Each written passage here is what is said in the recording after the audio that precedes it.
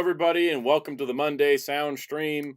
It is a heck of a week because we got Transformers, we got Marvel Legends, and a new Gundam show was announced on a random Tuesday. Tuesday.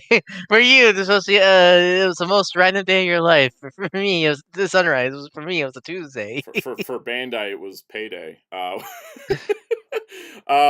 Welcome everybody. I got Ryan joining me. Kaus had to go do some errands, so he may or may not be here. And then Wheels will hopefully join us later because we usually say the word Transformers too many times and he appears. So Well, he's Candyman? I think so. I don't know. Maybe it's the Beetlejuice effect. He's like, I gotta get in and complain about robots. Anyways, we're gonna have a good show today, I think. Did you enjoy your being MVP in Rivals yesterday? Yeah, I was an MVP in Marvel Rivals yesterday. We did a members stream, which was mostly just me and Ryan just like chilling and playing the game and answering questions. Talk about Jackie was there, so he can. So the biggest thing is like the order to get good in Marvel Rivals for you is you need to talk about One Piece while playing. That's how you get MVP. Yes, I got MVP status simply by talking about One Piece so much that my subconscious brain just started playing the game. It's like an Ultra Instinct thing. Like yeah. It's the conscious brain is focused on One Piece. The subconscious brain just does all the work. It's one of the weirdest things. I was watching the footage back, and I'm like, "How did I do all this?" Well, like a kazoo version of like Ultimate Battle playing in the background during that. Yeah, honestly. Oh, Dr. Grid.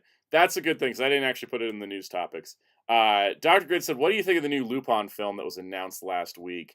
Lupin, the Third, the movie, which. Welcome to confusion. This is also the franchise where Lupin the Third, the First is the 15th movie. It is essentially there's a director that has like a heavy like artistic style. He did the Woman Called Fujiko Mine TV series. Then he did the Goemon's Blood Spray, Jigen's Gravestone, and Fujiko's Lie movies, which like each focused on those characters. And now he's doing a Lupin the Third movie. And okay, the title's tentative. That's good. It needs like an extra subtitle. But it's in the because the thing is when they write Lupin the Third with the number 3, like the normal number 3, it's meant to be like the regular series. But when you put it in Roman numeral 3, it's supposed to be this guy's specific sub-series. So I'm actually excited to see that because it was kind of like he focused on all the other characters, but didn't really focus in on Lupin. So I think that was yeah, cool. Which is ironic, isn't it? Yeah, it is kind of ironic. Yeah. Mohammed Faidzalio said thoughts on Kazuki Yao stepping down as voice acting in One Piece for Frankie. I'm happy that he's stepping down because I think that seeing pictures of him recently, he's 65 and he looks 80. Yeah. He doesn't look like he's in the best health, and I think that hopefully not being on the crazy schedule. Master Ben, member for 11 months, exclusive for Sal, favorite Master Universe classic figure for every heroic and villainous faction. I will do that in just a moment. Yep. But yeah, no, I imagine voicing Frankie, who's like this big extractive like character. Always going super. Like it does take a strain to the voice when you're older, I imagine. And I will say that he does look like he's not been in the best of health because he's bone thin in those recent cast photos. Yeah. And so I would hope that this will, allow him to kind of focus on that. I definitely will miss Frankie's voice. And also his voice is Judo anytime he shows up in a Gundam game. But I do think that hopefully they've known about this for a while because they're announcing the new voice actor for Frankie. I think in like 2 weeks. I think at Frankie is a interesting character for him to play because I'm looking at other characters he play, and we haven't really. Other characters aren't like that, like loudmouth like Frankie is. Frankie. The reason why Kazuki Yao plays Frankie is because Oda created the character for him to play.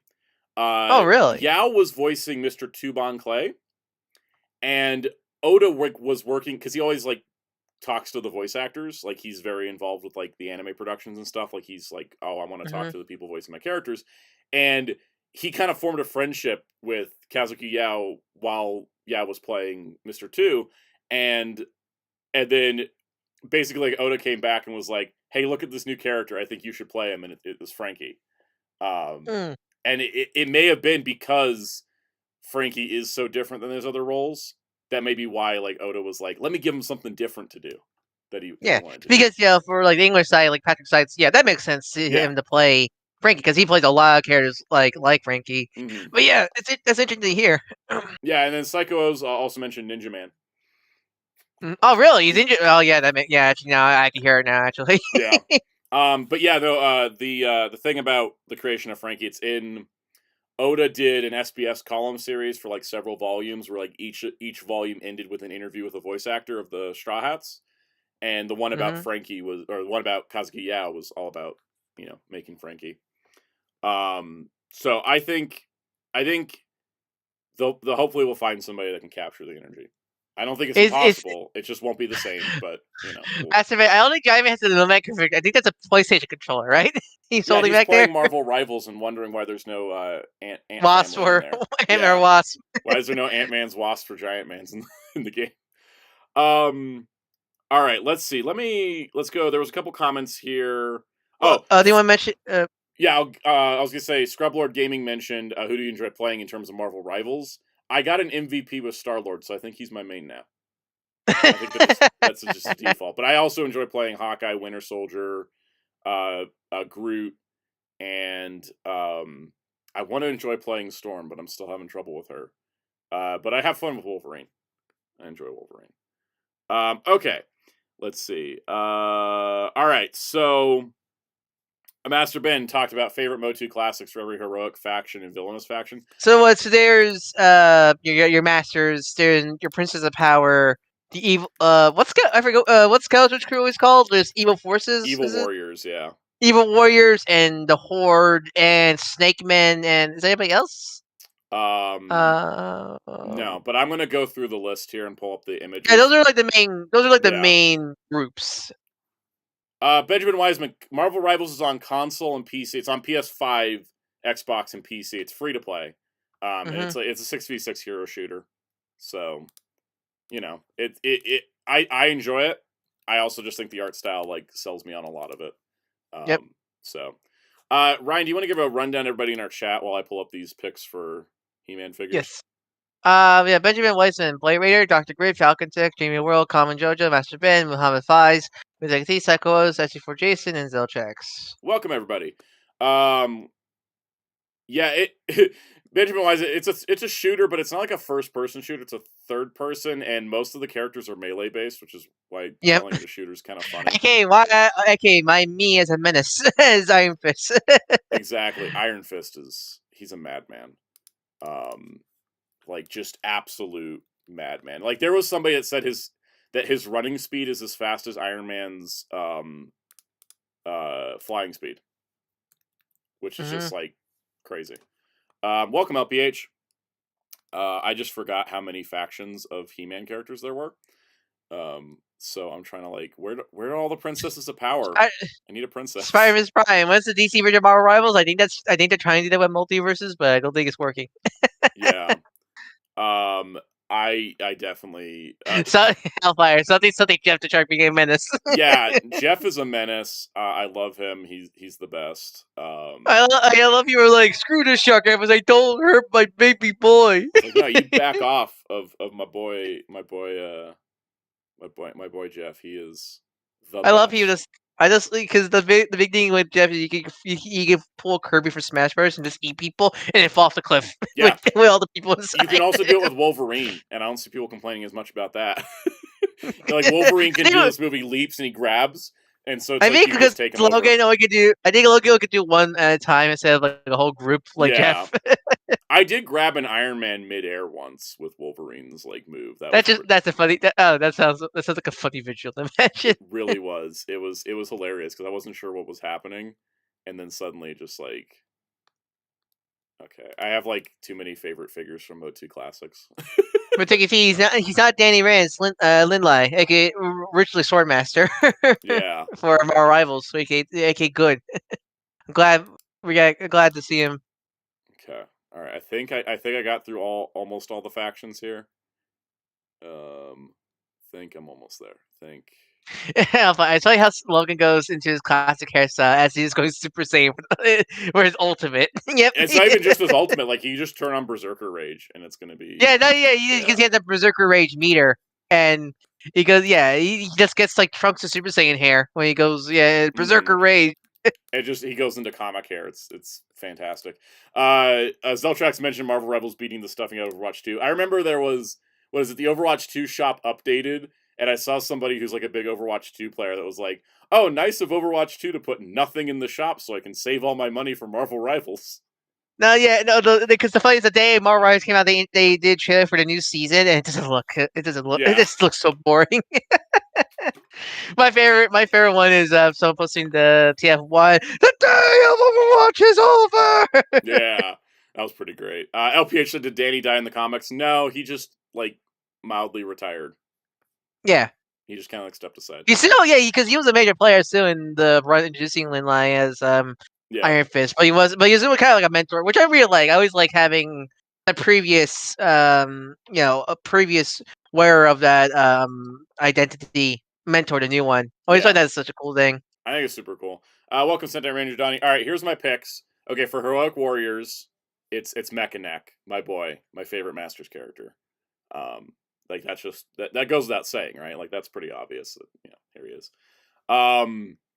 Let's see. Next up, Modulok for the Evil Horde, because have you seen him? Look at him. He's beautiful. I love Modulok. Didn't the Origin Trigger, I think, just came out for him, right? He just came out. So cool. Too Bad for Evil Warriors, because it's too bad. I'm so sad that the CG series never fully got to him, because they are clearly teasing him with the two stupid guards, which I love their dynamics so much in the CG series. Pika Blue is my Princess of Powers pick, because look at her. Look at her. And no, she's not Blue Meryl or whatever. She came first. No, she looks great. I love the feathers, and the way the feathers can collapse up, so you can only have like 3 of them showing instead of all of them, is pretty cool. I found that figure at a GameStop in Hawaii. Oh, really? Yeah, that's where I got her. It was the weirdest thing, but she's great. Count Marzo for the 2000X exclusive Evil Warriors. Oh yeah, I love Marzo. So he's such a cool villain. He was such a cool villain. Let's see. For the Galactic Protectors, Icarius or Flip. Oh, that's New Adventures, right? Yeah. Yeah. This is a New Adventure, good guys. I like New Adventure Skeletor for the Evil Galactic Army or whatever they're called. I already forgot the name, but they're pretty cool. And then Lord Dactyls for Heroic Warriors of 2000X, because I mean, look at him. He's a giant bat. Chief Carnivus is also close to me because he's basically a Thundercat, but like, I don't know. Lord Dactyls is. I think my favorite Evil Warrior, at least specifically New Event, New Event what's the who's the eye dude? I always like his look. Optic. I always like his look. Let's see. Retro Ninja said, "Will ever get a Digimon 6-inch line? I think Bandai gave them on the Anime Heroes. Yeah, it seems like the Anime Heroes Digimon didn't work out, which is sad because they were good. Which is interesting because, like, I know they're appearing at Ross now, which I'm surprised, but they did. Every time I saw them, they always like sell out. Every time I saw them, I go to my local stores. It's really odd. I don't know exactly what happened with them. SSJ4 Jason said, "Should Bandai add Gundam pilots to Anime Heroes?" Yes, because I don't want to buy Figuarts of Gundam pilots. I just want model kits. Model kits. I've done model kits too, and I'm just like, I just want to buy like a figure of a pilot and just be like, let me just put them on the shelf, not like, oh, I gotta build them. Because the worst part about the Gundam pilot kits is that they'll usually paint one of the faces and then the rest is water slide decals. And I just don't like dealing with water slides. Let's see. And Jamie's World said, what other figures should Bandai add to Anime Heroes? I think they should do a Kaiju number 8 Anime Heroes line. I'm surprised they didn't do that. I thought that was like a feeling. I had a feeling they would have done that. Especially how big the marketing was for Kaiju number 8, but they didn't. And then last question before we get on to the news topics. Dr. Grid said, what do you think of the leaked heroes coming to Marvel Rivals? Where's Sue Storm? We got leaks for the other 3. Where's Sue?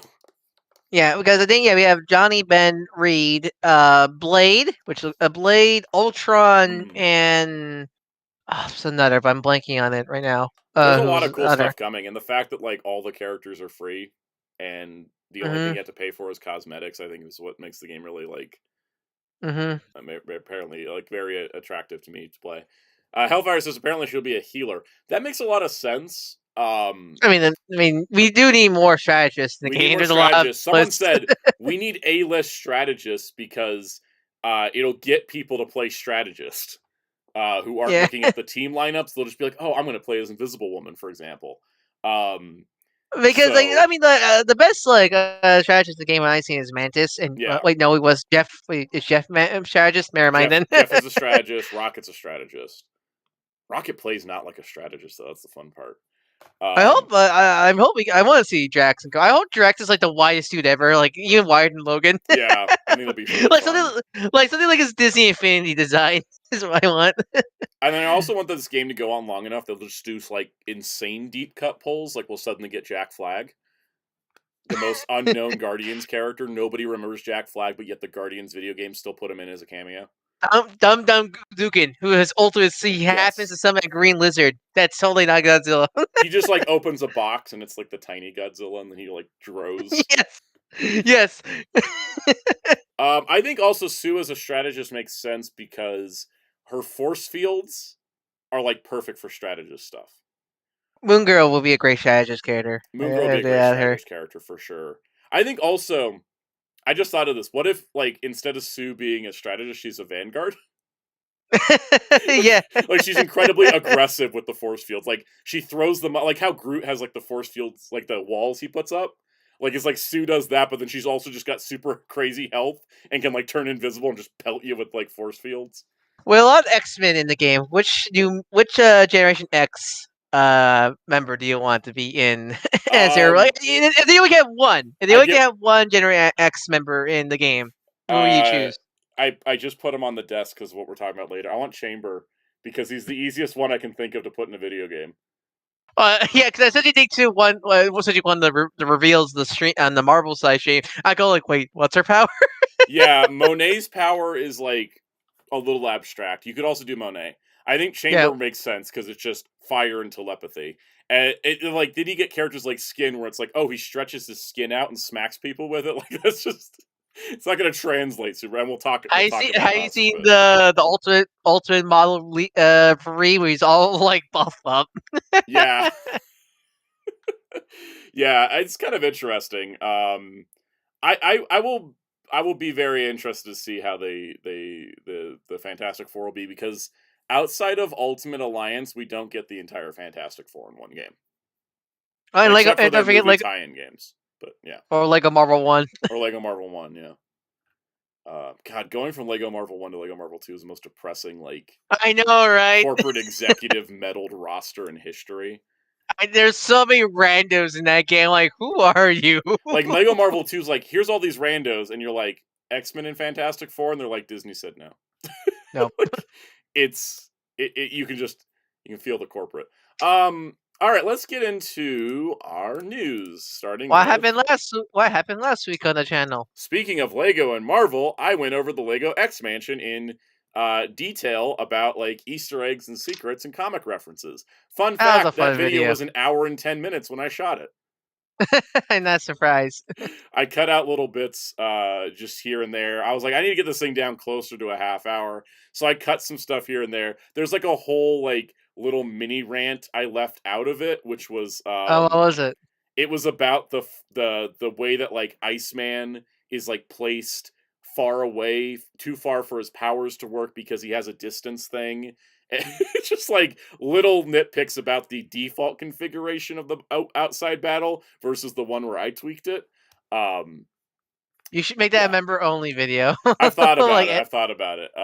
I'd have to go back through the footage and like find it, but I like the final version because I got like a bunch of the nitpicks ripped out of it, so it doesn't make me sound insane.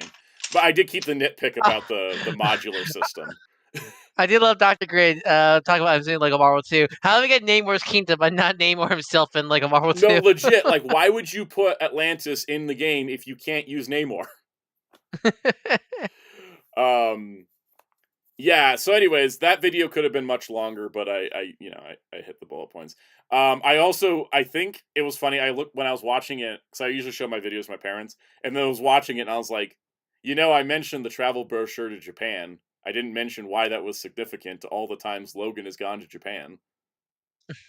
So there's a couple of things, but yeah, I think the one nitpick in there that's not like a serious nitpick is the mansion is in Westchester, so it shouldn't be connected to the Avengers Tower. That little text you put in there. I put the text in there to make sure everybody knew that I was not like super serious about that.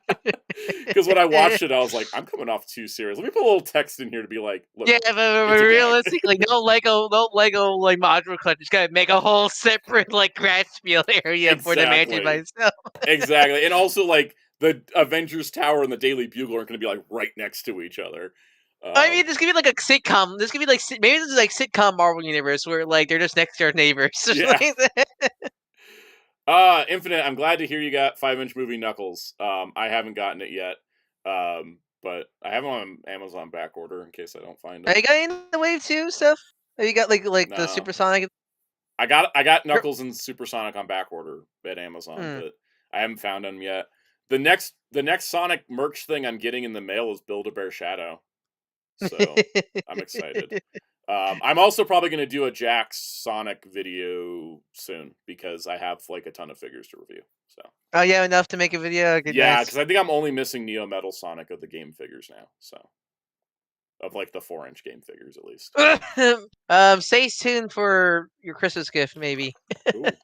Let's see. Muteki says you didn't get the 4-pack. I keep seeing the 4-pack at Target, and I'm just like, nah, I just need the Knuckles. And he's I have it. The light figures are actually really nice. Also, just letting people know because there's a certain leak 2-pack for the movie line. That's a spoiler for the movie. So be careful out there.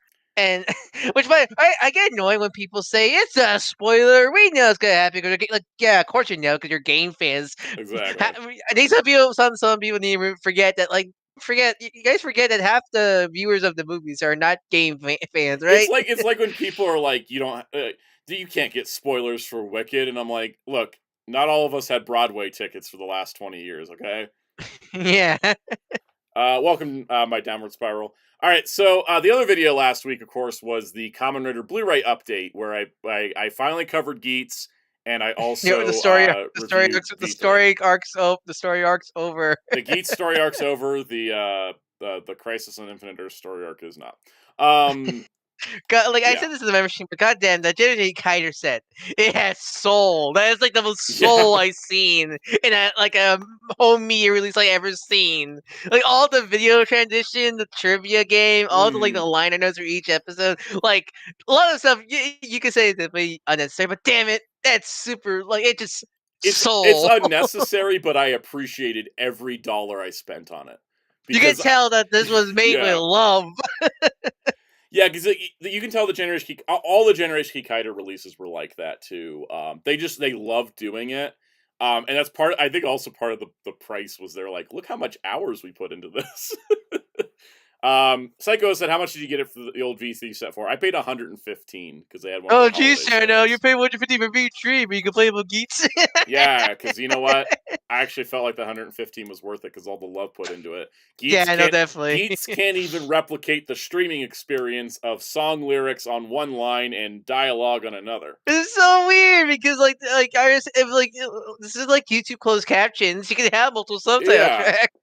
And speaking of YouTube closed captions, we'll talk about this when I do the Ultraman Blazar Blu-ray, but the on-screen text translations aren't in the subs.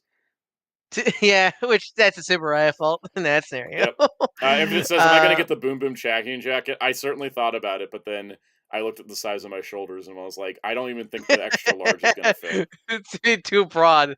I'm like 6'2" and very broad shoulders, so like it's hard to find jackets that fit nice. let's see. All right, so there's that, and then You shorts. should, so you should, I just find it funny in the V3 segment. You just keep commenting Yes, about, like, man, this series is amazing because there was no safety hazards. I said she yes. did put I said she did put disclaimer going like, "Sound does that does not approve of I don't unsafety." approve of unsafe sets, except in 1973 when it got the coolest action Kamen Riders ever had. But yeah, but you still, Yeah. but still, you don't approve like saying I was safety. constantly like going like, oh, I love how there's unsafe. I was like, the stunts didn't have any safety restrictions. Also, of course, that means I do want safety on set. But yeah, it's just what it is. It was like one of those things. Like when you look at silent movies and you're like, that's the kind of insane stuff you can legally not do anymore. Like that's the kind of vibe I get watching V3 and why I love it so much because it's like that could have only happened at that point in time.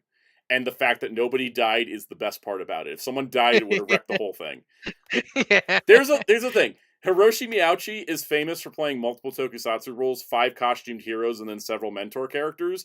And he would have only been able to do 2 roles if that cable car stunt didn't go right. Because there is a stunt in an episode where there is a cable car and Kazami Shiro is climbing on the outside of the cable car to like sneak in and surprise attack the villains, and they eventually throw him outside the cable car and he's like climbing over it. And the stunt team said, "We're not going to do it. That's insane." And then Miyauchi said to the director, he said, "Will this look amazing and excite the kids at home?" And the director said yes. And he's like, "Okay, I'll do it." And then forgot to put on the safety harness before going on the cable car. Oh God. If he had You know, it, slipped, there would have never been Big One. I would always suggest throw. That's it's a classical throw dummy Uh-huh. scenario. That's my favorite thing about old, like, well, not even just tokusatsu, old films. It's just when they throw a practical, like ragdoll dummy, because Yeah. it's always funny to It's see and this they do jingle throw a down. lot of like ragdoll dummies in the show too. It's just that cable car stunt was crazy. And it's like I'm surprised someone let him do it considering that Hiroshi Fujioka had to be out of original Kamen Rider for months because he shattered his leg doing his own Yeah, stunts. Like you know what's bonkers my favorite? times. You know what's my favorite? Like, absolutely no money tokusatsu out there. Red Man. You can Yeah. tell that shit has no money, but yet, like, I kind of love it for that reason alone. Redman didn't even have money for film. That's why everything was I so know. short. Yeah, that's why it also looks horrible. So, like, that film is Yeah. degrading. Psycho says, when are we getting the big boom Grand Prix unboxing? Let's see how the Christmas season rolls out because, For the Blazer video, because I'm not yeah. sure. Do you film that already? The I haven't Blazer filmed it yet. video? I was 'Cause gonna film it Friday and then I didn't feel like it. I'm assuming you gotta mention the whole the Blazer is no longer on YouTube thing Yeah, with the I'll mention that as well. Yeah, Blazar's not on YouTube if you're in the US or Canada. US. Which, So I know some people are like, why? I'm like, look, it makes sense. Like, the show's like, it's yeah. still available. You They just have to did buy it that with now. Taiga. No, not Taiga. What was the other one they did that with? There was another one they did that with, where the Mill Creek. Oh, all the Showa Ultramans. They've been re-airing on the YouTube channel, but you can't watch it in the U.S. or Canada because of Mill Creek. Yeah, So like that's the thing. That's the thing is like there is like well that sucks. Like it sucks you can't watch it for free anymore. But like still like if I also think you that know like in time we're gonna see Taiga and Blazar on Tubi, yeah like the yeah others. that's the thing. Yeah, that's the thing. It's it's what's always the phrase, support the official release. Yep. And like we were supporting the official release on YouTube. Now we should actually get them money for the show they And made then in if such a it and hit. then if it shows up on Tubi, there's your other free option. Yep, just with Welcome, ads. Fiverr's collection. All right, so shorts. We've got let's see. So last week I did a video on DC Finest. It was just a little short thing. A lot of We should people get have been that. talking DC Finest, so it's I don't know if I added anything to the conversation. I just wanted to do something on it. So Yeah. it's so nice to know what it is. Yep. Yep. I was like, let me just get this out here in short form so people come across it. I definitely really enjoy this Batman Year 1 and Year 2 book. I've been reading it. It's been fun. It's been fascinating. I think they were like fantasizing about killing Jason Todd about a year and a half before they actually did it because there's an issue where Batman is having like a nervous breakdown thanks to um Batman's having a nervous breakdown thanks to like Scarecrow, and it's like showing him his worst fear that he never considered, and his worst fear he never considered was that Jason Todd would die. I was just like, whoa. And then the next issue of Detective Comics is like Robin like is quote unquote dead, and it's like Batman holding him on the cover, like kind of like when he actually dies later. Is like the craziest thing to see in context of like this all happened prior. And it was even prior to the new Jason Todd origin, where he wasn't just a circus orphan like Dick, who Dick Grayson 2.0. yeah, this was even before the Jason Todd retool that happens post year one. So yeah.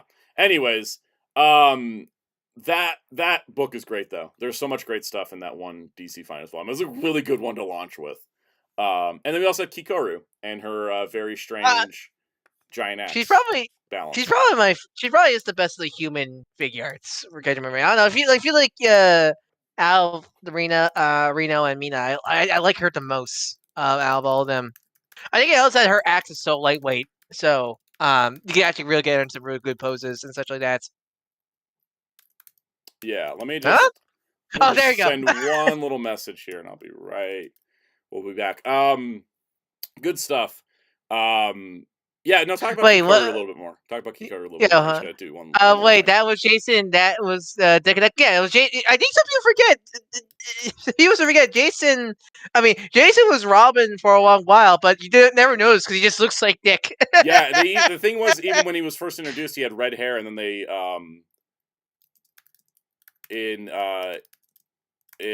God, what was it? They started his hair was red, and then they started dyeing his hair black so that criminals wouldn't know.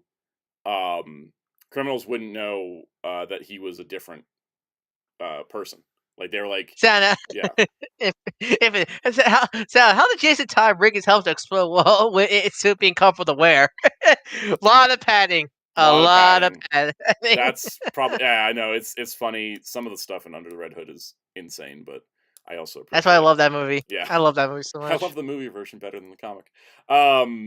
Yeah. Master Ben 95 finished reading Watchmen this weekend.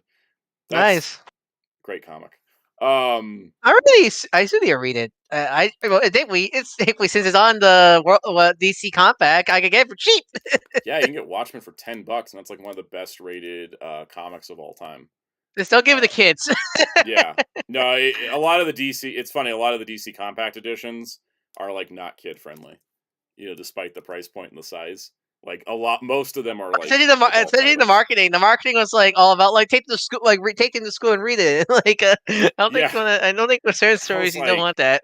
I was like, I don't know, like a bunch like there's a lot of like adult content in most of these. So that's just it's just my downward spiral.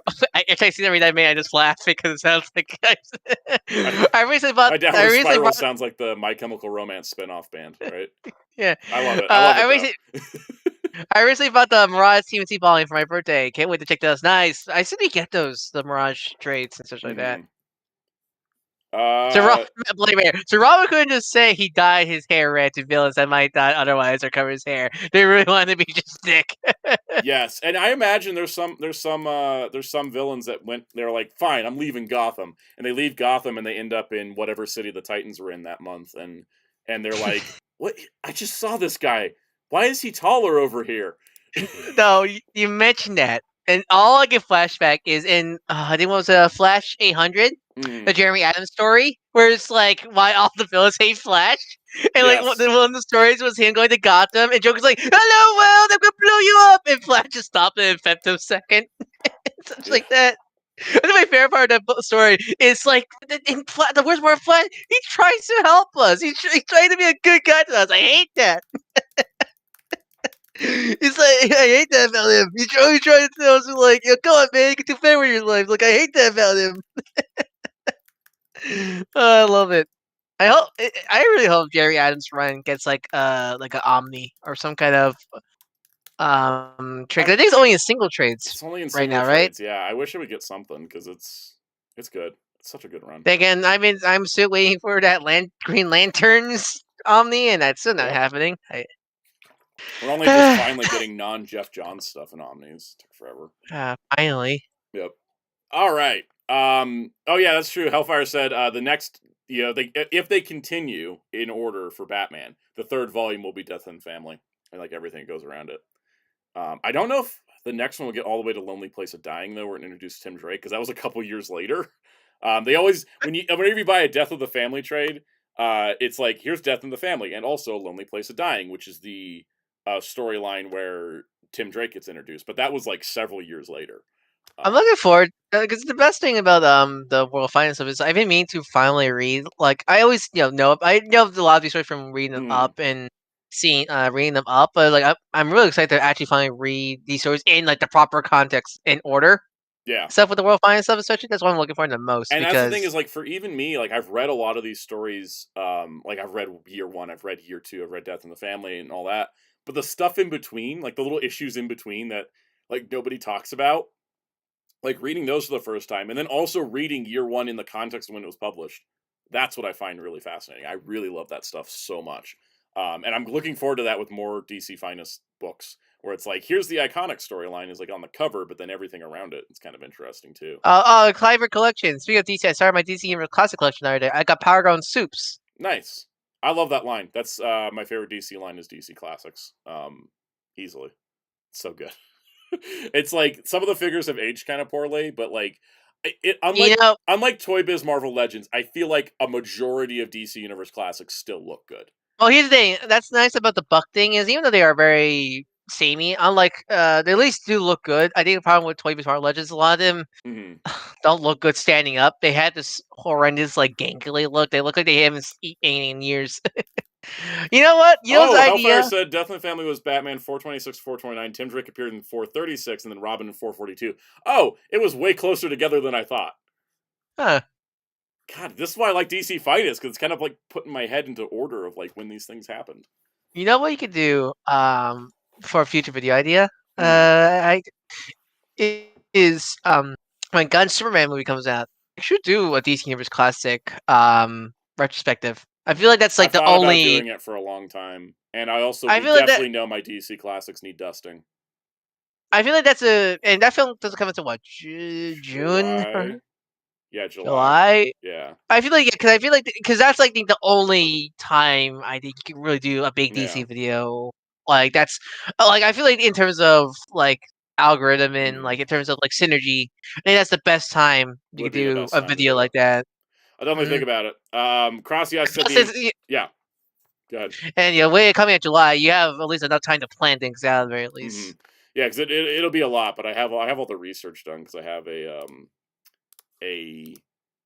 a like master list. There's everything. So. Also, there's also a handy YouTube channel. You need any behind the scenes information about it.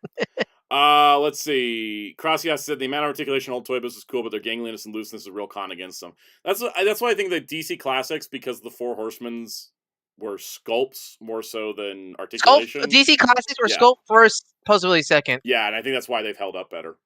Welcome to person. What do you think about digital version? What do you think of digital version comic books? I wish they were cheaper.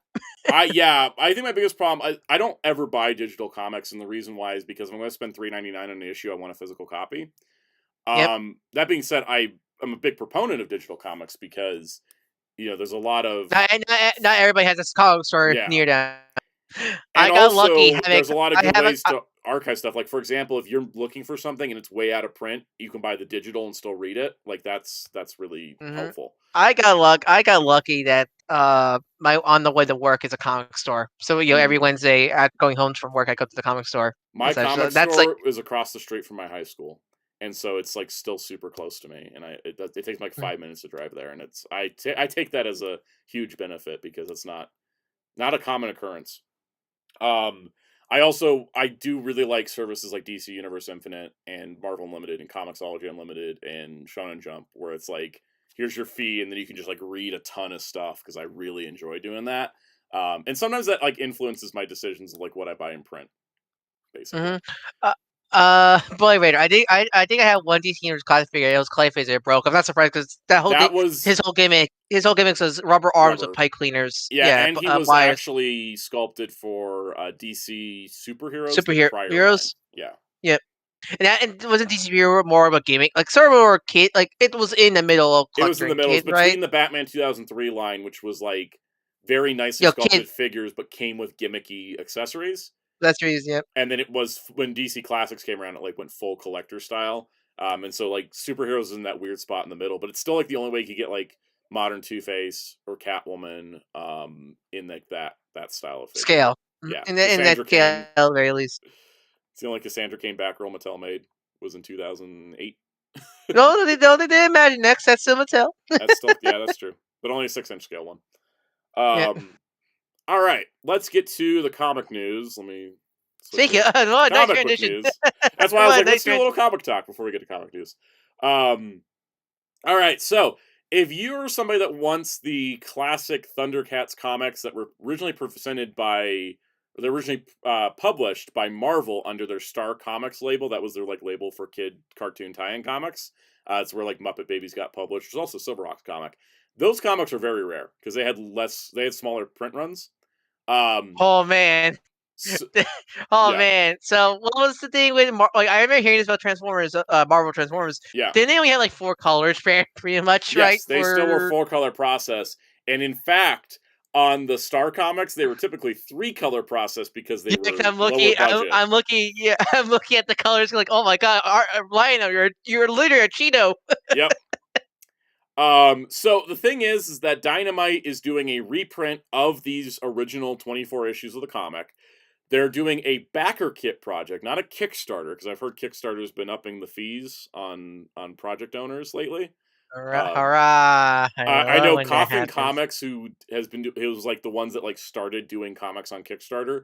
They're just opened their own website to do crowdfunding, like away from Kickstarter. That's how expensive Kickstarter's getting. Anyways, so on Backer Kit, which a lot of companies use to do their post Kickstarter survey fill outs and add-ons and stuff, this is going to be directly to it, but it's Dynamite. There's going to be 2 options. There's 2 trade paperbacks. Each one will come with 12 issues, and those are paperbacks, and then 1 oversized like omnibus style hardcover that has 2 cover options available. They didn't say anything on if these are going to come out at mass retail. Like they did a Gargoyles Kickstarter that was similar, and now those are coming out at bookstores, but they didn't say anything in the FAQ like they did for Gargoyles. They said like, oh, these will come out later. I wonder if because of how obscure these are, this might be the only way to do it, or they might be the only way to get it for now at least. But the option you have is that you can either get 2 paperbacks or 1 hardcover. And it's funny because I think the Declan Shavley color is better because he's the current one of the current people working on the current Thundercats books. I think that cover looks better, but I would probably get the classic edition cover because for this more like historical yeah. like. It's also, like the Godzilla Marvel omnibus. I got one of the Herb Trimpe covers as opposed to like the modern style. Also, did one of the Dynamite covers like homage his cover? Because I feel like I've seen his like layout. I think so. They probably did. Yeah, I feel like I've seen that layout. It's a 9x12, so it's pretty big. They're kind of going to some of the creative teams. There's also like an option to get Larry Kinney's autograph on it, the voice of Lion-O from the cartoon. And then there's a bunch of other bonuses where they're like, look at all these variant covers. But here you can see like the remastering process. They, kept the original colors. It's not like the IDW like recolor of Transformers, for example. It's kept the original colors, but it's, it's still in, so it's just as it was, which is pretty cool. Oh yeah, Blade Raider says the PPG crossover references that cover. Okay. Yeah. And then there's also like you can just get the newer Thundercats comics bundled in as add-ons. There's all kinds of extra stuff. Has there been a trade for that yet? There is 2 trades out, and the Chitara trade is coming soon. I think 1 trade's out. Dynamite has this problem where they solicit trades and then delay them about 6 or 7 times. I've been waiting for 1 Elvira volume so long. There's now 3 coming out in January. So that's how it goes sometimes. But anyways, there's those. So there's a lot of cool stuff here. This is running until January 6th. It's already made its goal. Speaking of, have you got your G.I. Joe? Not yet, but they said they're shipping them starting tomorrow. Okay, that's nice. So. You paid that much. You had to make a video of that. Imagine. I will definitely do a video on the G.I. Joe compendium hardcovers.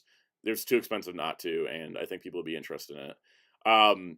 So, but with this, for me personally, I'm gonna back the hardcover because I think It's Thundercats. Well, it's Thundercats.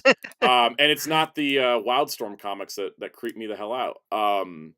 You're still gonna get those, I still will get them if made. they print them, but I'm not going to be knocking on the door asking for them. So they have like signed options. Basically, the hardcover's $100. The paperbacks are $40 each. So for me, I'm just going to spend the extra $20 and get the hardcover. That being said, it probably will be easier to read the paperbacks because they'll be thinner. They won't be as thick as the hardcover. But yeah, anyways, that's just a thing I wanted to alert people about. It's not going to be like a weekly like. Speaking of the thing. Speaking of the thing, hey, guess what? The Thing's got a new comic. This happens every once in a while. Last year, or at least 2 years ago. 2 years ago, yeah, 2022. They had a thing. Clobbering time. Yeah. Oh, last year was Clobbering time. The year before was the Thing. The Next Big Thing was what it was called. This is just another Thing miniseries, 5 issues. Tony Fleeks and Leonard Kirk. It's starting in March. It kind of sounds like every Ben Grimm comic where he's like, and now he's got to go back to Yancey Street and deal with his past and help people. Look, but I'm always in for it. Ben Grimm, like Superman and Ben is like my favorite DC hero. Ben Grimm might be my favorite Marvel. I love Ben Grimm so much. He is such like he's such a good character. You can throw him in the worst story you've ever read, and it's still good. Ben Grimm is such a he's such a jovial dude that like you want to hang out with him because I love him so much. So I'll say his artwork does creep me out just a bit. Not like any of the character design. It's just of the broken chips off him. Oh yeah, they've been doing that lately because like I know they do that to show up like him like that's his equivalent of Battle That's the thing they did in Slot's run when he was fighting Immortal Hulk. I think because didn't they first do this with the Ultimate Ben, like Ultimate Ben, and then it became a 616 thing during the I always hate it more due to what's that phobia phobia of like holes or something like that, multiple holes or something like that, for that. It's my same problem I have with the Vidians from Star Trek Voyager, where they always are like taking people's skin and wearing it. Like I'm just not okay with that. Yeah, but in this case, it's that whole like phobia of like multiple holes. Like, it's like that's like when every time I see like Ben, just like have like chips off of him and it's like scattered over the place. It's like this game. It has that. It's giving me that kind of phobia. Like I will say, them also mentioning in the article, just ahead of Marvel Studios, the Fantastic Four First Steps. Thank you, Fantastic Four movie, for existing and giving us Fantastic Four comic collections and new comics. Also, this got a little Juggernaut's back there, but we know that he's probably not going to be in the series because he's a good guy now. I know, it's weird. It's like, unless this is a flashback series, because they've been doing this too. I'm excited about it because it's the Thing. I won't buy it monthly because it's a miniseries, but I'm looking forward to it. I'll buy the trade. Oh no, Variant covers by Greg Land. No. Hey, Variant though. At least Nick Bradshaw's the cover. Though knowing my luck, I'll get the Variant cover because my comic shop gets variants and they'll just randomly insert them into people's boxes. They'll be like, "Surprise, you got a variant." That happens to me sometimes. Yeah. So I was also looking at the history of like how many solo books the Thing has had, and this is like his 7th one, which is really impressive. Johnny's had 3, Sue's had 1, and Reed's had none. Hey Sam, I'm just gonna let you know the link you have for the Gundam news is not working. I got not found page. Oh, weird. It worked on my end. I'll have to look into that. All right, let's get to entertainment news. Dragon Ball Daima's dub is finally coming January 10th. I don't know why it's taking so long. It's like it has and it's gonna air weekly. Weekly, come on. So even you're not going to do the first 3 episodes. So if you went to the theater and watched the first 3 episodes, you have to wait till January 30th to see something new. Like, for Pete's sakes, like, I would have been fine if it was weekly if they at least lumped the first 3 episodes in day 1 because some dubs do that. Dub releases do that, but like we could come on. Yeah, it's that's ridiculous. They did put the cast out, which everybody knew from the theater screening, because anime fans are great. Like the dub cast came up and everyone went click, click, click, click, and then put it on social media. I mean, what's annoying because it's still like it's everybody in the first 3 episodes, so like I still don't know who's voicing Pansy, which is annoying because she's like one of the main characters. Sammy's World said, "So why not simuldub on Crunchyroll?" That's the question we all had.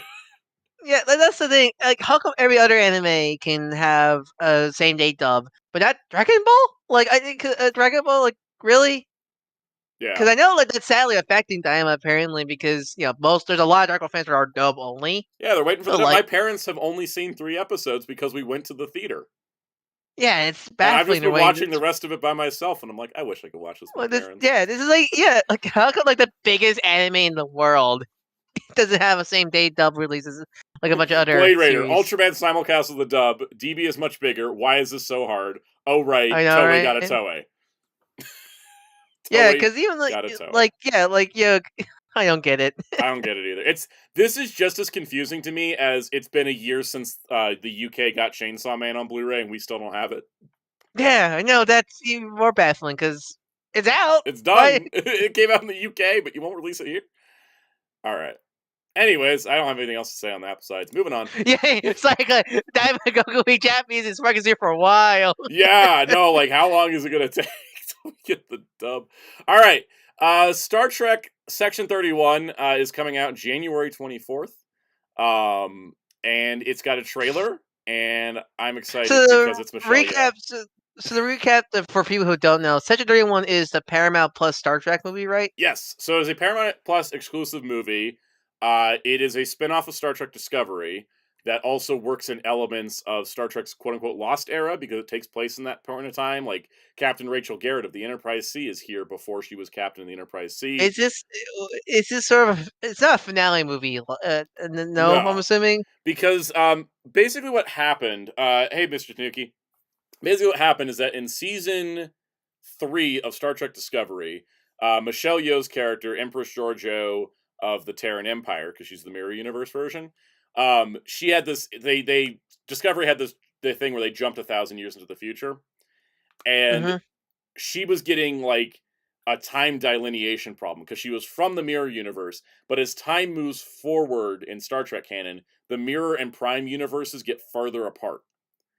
So she basically had to get sent back in time to a point in time where the mirror universe was closer. And so they sent her back in time, but they didn't explain when she went back. Like not necessarily back to when she came from, but just some point in the past. And so this movie is kind of like following up on that. Now the real world reason behind this is because Michelle Yeoh had landed like several movies back to back, including Everything Everywhere All at Once, which was her Oscar winning movie. And so she had to go do that. She had to leave Discovery and go do that. And then they were like, let's do a show with Michelle Yeoh. And then she wins an Oscar and they're like, let's do a movie with Michelle Yeoh. Because her schedule filled up quick. So it was not going to work as a show. But they're like, let's do it as a Paramount Plus movie. And so we got some teasers of this. We had a teaser trailer. The full trailer, it's different. It's wildly different than the rest of Star Trek we've seen so far. And I'm looking forward to it because it looks. Blade Raider. I love that actress. I hate that character so much. A lot of people do, but you're kind of supposed to because she's the Empress from the Terran Empire, who's like supposed to be evil. But she kind of goes on this arc where she becomes less evil. Like even in fact, her like finale episodes in Discovery, she had to go through the Guardian of Forever and like go to her past life and be like and blend in and try to be her old self, and she couldn't do it. She couldn't be as ruthless as she once was. So I thought that was kind of fascinating. So I'm looking forward to the movie. I will just say that like 90% of my excitement is Michelle Yeoh. I'm not going to lie. There's a lot of bias here because I love Michelle Yeoh. So, yeah, I'm excited. I'm looking forward to it. It looks fun and different. Also, there's a Charon from the TOS episodes that like guest starred Frank Gorshin. The guys they're like black on one side, white on the other, and there's like a race war because they have opposite sided colors, and it's like racism is stupid. You all are the same people. Very great episode. When that episode came out, set up The 1960s. Oh man. Yep. I wish that episode landed more than more people. But yeah, no. So it's kind of one of those aliens in the show too. Hey, maybe that's why Star Trek is the least racist fandoms I've seen. Yes, it's not a perfect fandom, but yeah, I think if you look at you look at the meaning behind the Star Trek stories, you're like, I can learn a lot about. You learn a lot about people and society. It starts subject to the least. Out of all the fans I see, it's the least racist and bigoted. Yeah. I think also because like anytime someone like super racist pops up in the Trek fandom, everybody just kind of kicks them out really quick. Yeah, they don't even like dunk on. This is the biggest thing because the Star Trek fandom's older, so a little bit more like mature. They don't spend time dunking on people. They just spend time on blocking and ignoring them till they go away. It's a key thing to learn is that if you keep dunking on people, you're giving them the attention they're seeking. Mm-hmm. All right, should we get into Quacks? Quacks? Quack, quack. All right, check it out. Wait, hold on. I'm not sure it'll work on the stream, but can I play the sound? Here. Sure, try it. Do it again. There we go. There we go. All right, so Bandai announced. Oh, yes, thank you, Hellfire. PSA. Do not, and I mean chat, please. I will ban anyone that does. Do not post anything about this show that I do not show on the stream, because there was a issue where the Italian website for the series had more info than Bandai and Sunrise wanted out there, and they have been sending DMCA notices to anybody that posts them. And also, just don't be a stick and spoil stuff for people. That too. I know a bunch of information was coming out super fast and furious, so I don't know if anybody knows. Like, some people may not know what was not supposed to be shared. So, only talk about what I talk about, and we'll leave it at that because I don't want Bandai coming after me. But Techie, I think it is real, from what I understand. If Bandai's sending DMCA notices, it's real. It's real. We're not going to talk about what it is. We're just going to whatever I talk about here, you guys can talk about, no problem. And I love the Ray Raider. Yes. Trek Raider is so clean, biggest. I seen people reminding others that the racist crap that was Amos Sisko in the 90s. Yes, people are like, oh, well, the Trek fandom's like, oh, why is there people complaining now about a black character? They didn't complain about Sisko. And there's like a section in the DS9 documentary where like everybody's reading all the hate mail about DS9. Like, everything's a cycle, but yeah, fandom's been good. Anyways, so brand new Gundam show. We were kind of wondering what the next big Gundam thing was going to be, because it kind of seemed like Sunrise was just kind of like doing weird little side things. It's it's really nice to see a Gundam show, right? Like, not have a big gap after Witch of Mercury. Yeah, because we were kind of like, we're sitting here wondering, like, what's the future of Gundam? So if we don't cut the build series, because they're their own sub-series, what was the gap between Iron Blood and Witch of Mercury again? Hold on. let me because that was a big gap. Like, if you don't watch the build series, since that's for a separate audience. Yeah, we're talking main Gundam series. Let's see. Iron Blooded Orphans ended 5 to 6 years. I'm reading from the chat. Let me see. Iron Blooded Orphans ended in 2017. Witch from Mercury came in 2022. This is a 5-year gap, and then this time we only have a 3-year gap. And wait, no, Witch from Mercury can't be that old. 2-year gap. Witch from Mercury ended in 2023. It started in 2022, but it ended in 2023.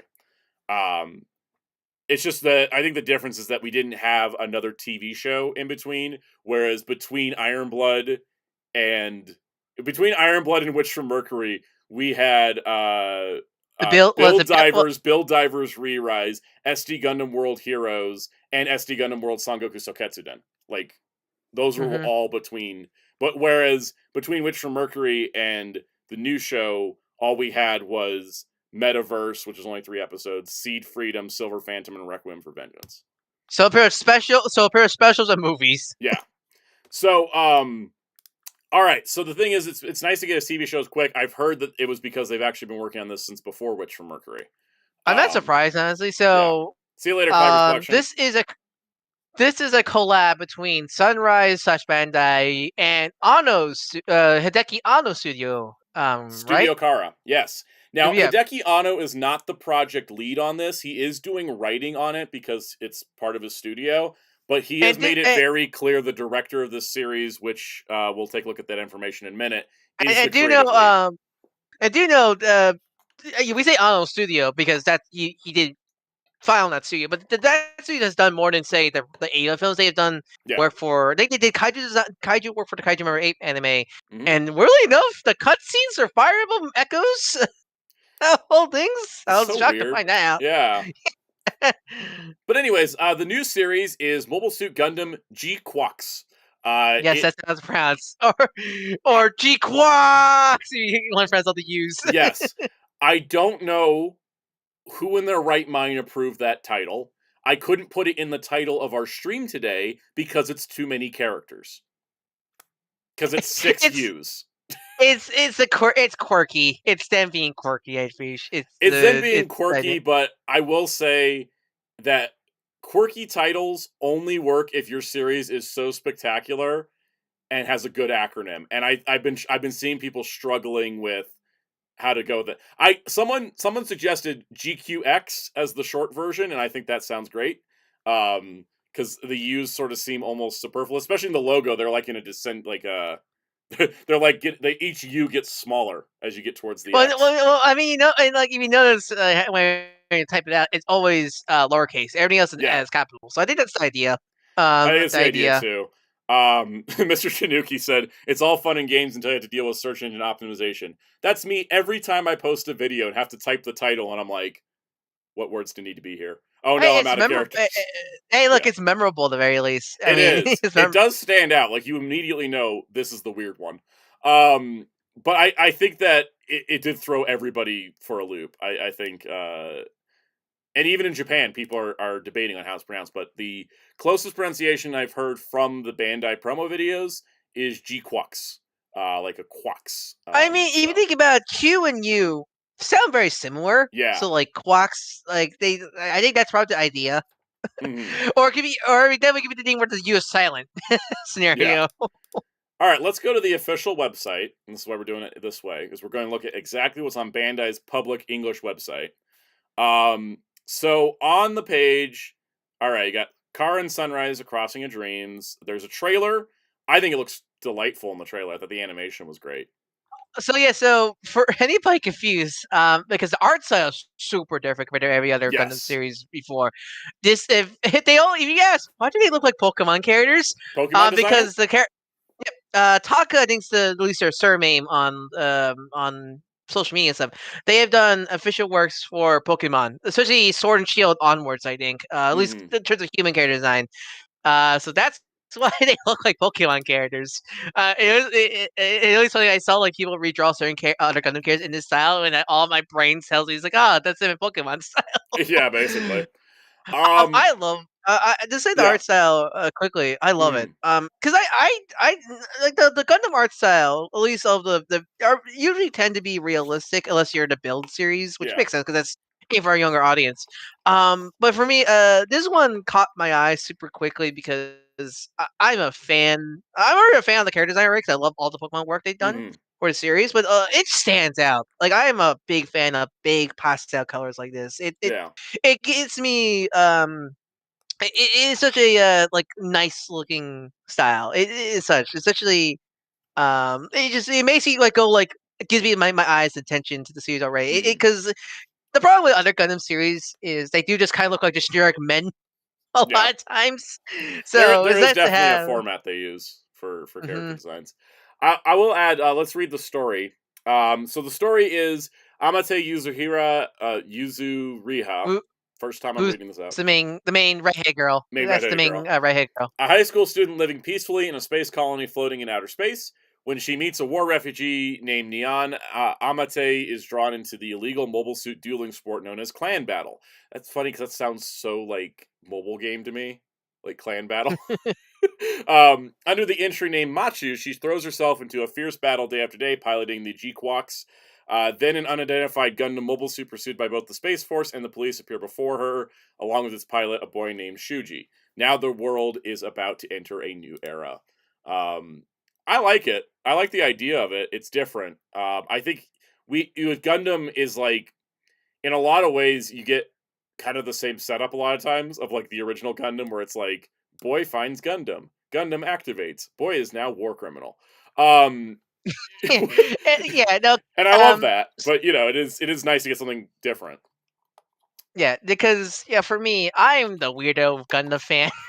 I like because I fully respect all the war theme stories of Gundam. Mhm. I think some of them are definitely great. So I think Original Bulls of Gundam still holds up, even with a lot of the holes it has, It does. such like that. And I respect and such like that. But to me, my favorite Gundam sub is the build series, Mhm. and that's because I just vibe with the that kind of kid anime like battle shonen style Have you ever much tried more. And Age where they give you all the Gundam horror show, but no, also the I art have not style of watched. Level 5? I have not watched Age. I not re and I mean Re-Rise. I think is like the best like nice transition Mhm. of your kind of Gundam trauma with the build styling and I such. love Re-Rise so much. That's my favorite build Re-Rise is series, so good. easily. No, yeah. Yeah. And this Quacks. Everything I see with the 'cause I am super casual 'cause I am not check out half the movie. I haven't checked halfway or see Freedom. I didn't even see first in the first place. Mhm. And such like that. But and I have not watched Witcher Mercury. I set the episode 0. Yeah. And that is because I wasn't just interested in Witcher Mercury. It kind of flew by me very quickly. I've never been Because I going was back watching and other watching stuff. it because I think you'd like it. It's also a No, school yeah, I think setting, and now from what I've yeah. seen, I like what I've seen of it. Mhm. Because I know what happens because of Twitter spoilers. But yeah, I really do want to go watch it fully. But like Yeah. something about Quacks really clicks with me. I think it's the combination of the character design and just the premise. Because I'm a big fan of. I like the idea of Gundam urban street fights. It's the way they're showcasing that. That is so cool to me because I Mhm. always like when mecha stuff. I'm a big Super Robot fan. I love the Brave series. That's my kind of my. I mean, you always can tell. Like you always gonna ask like, what mecha side of the fandom are you in? Is when you ask which kind of mecha do you prefer? Do you prefer realistic mecha? Do you prefer super Yeah. robots? And I always or super robots. And And I'm well, this stuck in the is middle where I like both. yeah. And this one, like, it's it's still like realistic robots in terms of like if they're not alive or anything, but like there's definitely more of a like it feels like Mhm. Quacks isn't like a mil like Quacks doesn't feel as like, oh, this was made to fight in a well, probably. I mean, it probably is gonna be the reveal of it. That's Probably, kind I of what won't be happened with surprised. Witcher Mercury. But It like, was like fun school times, and now the war. yeah, It's- but like, yeah. I think it's more of just Quacks and same thing with Ariel. They have a Mhm. character. Like, they're not alive. Actually, no. From what I hear about Ariel, they might be alive. But Long with story. Quacks, I don't know. I get Quacks. I feel like there's a character to the mech, Mhm. and that's why I like it. I know it's a very kind of divisive design, but something about it, just like Yeah, this I is was like a like, character. let's talk about the G-Quux. Real quick, I just wanted to acknowledge that I did see the Avengers Doomsday thing. I want to talk about that when it gets like picked up by Deadline and stuff. Just so Wait, for a little what? bit more. There's a apparently Chris Evans is returning for Avengers Doomsday according to the Wrap, which has been pretty on point lately. But I still want to see if the other trades pick it up Yeah, yeah, before really discussing yeah. it. Jeremy Carr, we'll answer the question of when it's coming out later. But the G-Quux here, it's different. But as Hellfire pointed out, it's not called a Gundam on any of the merchandise or any of the marketing, which I Yeah, think is which I like. fascinating. Yeah. Wait, Ryan is saying like a? What do you mean by like Like a that? Oh, wait, am quacks I instead of Oh, quux. Yeah. I mean, it's gonna call it quack. It's gonna be get Yeah. used to saying quacks Yeah, because quux. That's why I was like that I spent like a half a day trying to learn the pronunciation so I could come on stream and be like, this is how it sounds, and it sounds like quux. So I definitely calling it duck also. But yeah, quacks just I don't know. There's a character to it. yeah. Like most other Gundam mechs, I don't get like a character out of it, but this one it does, and that's what I like about it. I It's feel like this distinctive. guy. Yeah, that's Yeah. what I like about it. Especially it has because we look at the market, it has a whole visor gimmick, which I Mhm. really love. Especially, but yeah, no, there's something about Quacks that really like I like. It makes me go, I want to watch this when it comes out for me. Just like it Yeah. just ring all of my checklists. I think it's the thing for me with Quacks. In terms of staff, the director is Kazuya Tsurumaki, which Ano even said it's his. And Yoji Inokido are like the two main guys on this, and they're like doing it, and Ano's just kind of helping out, basically. He's like Um, I think look at the scripts. I think yeah, they describe it. he's credited as scripts. So he's helping. He's got a hand in it, but it's kind of like the way that like Spielberg and George Lucas had a hand in like the last Indiana Jones movie. Like they're letting the new generation like work on it, but they're helping them out. And there's a lot of designers on this. I think they're Blade Runner says I like G Quark, but I don't think the ears are big enough to pass for that. Is that a DS9 joke? Because if it is, I appreciate it. Let's see. There was sound music. The music are also new composers that haven't done Gundam before. So that's going to be cool because I like when we get some new Which is good. composers in it.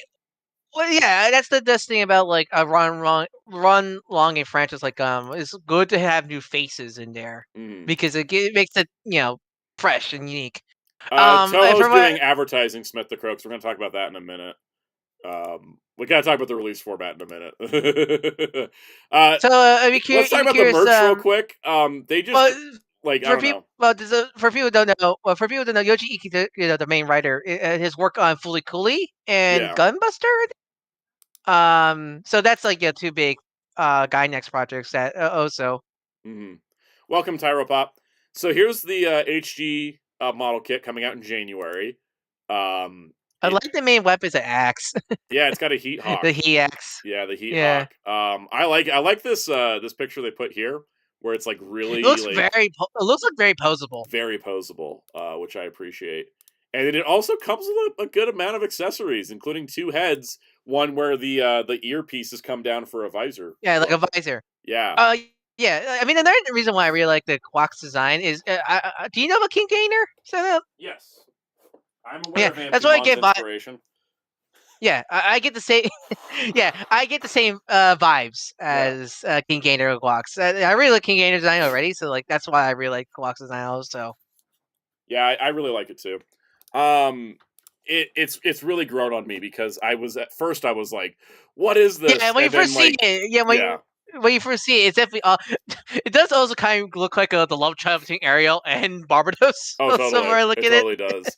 I will say they have gone a little hardcore on the merch. There's already a Metal Robot Spirits coming out. It's Gundam. What do you expect? No, like even for Gundam, this is intense considering they don't even tell us what point in the time, like what timeline it's in. They're like, here's your Ichiban Kuji, here's your acrylic stand, here's your Converge, here's your plushes, like. Yeah, because the boxings, because every Gundam box will always say blank universe, like UC universe or what's the G Gundam universe? Is it just G universe? G Gundam is Future Century. Future Century. Future Century. And so I think for the box, it just high grade. No, high grade UC, no high grade FC or anything like. Yeah, it's just high grade. You got Bandai Namco passports. The thing that's crazy to me, they also got plush Haros and stuff. The thing that's crazy to me is we already got Metal Robot Spirits when a lot of main Gundams are still missing those. What do you think of Beanie Haro? I like Beanie Haro. Beanie Haro's fun. I love Beanie. Also love like the crab dinghy, the crab box dude. Yeah, he's named Conch. Conch, I love him. Yeah, there's also Figuarts minis of the main 3 characters. Yeah, no Figuarts standard. I'm surprised because I thought they'll sit very I'm sure well. they will. This is only wave 1 of stuff. Yeah. That's also what's like, oh my god, 3 pages of merch and we haven't even seen it yet. Now, a lot of the merch is like I kind of dub like filler merch, like acrylic stands and keychains. Yep. All right. So here's the thing here is that the release schedule is weird. So prior to the TV series airing, the first few episodes are going to be released in Japanese theaters January 17th. That's why Toho's involved.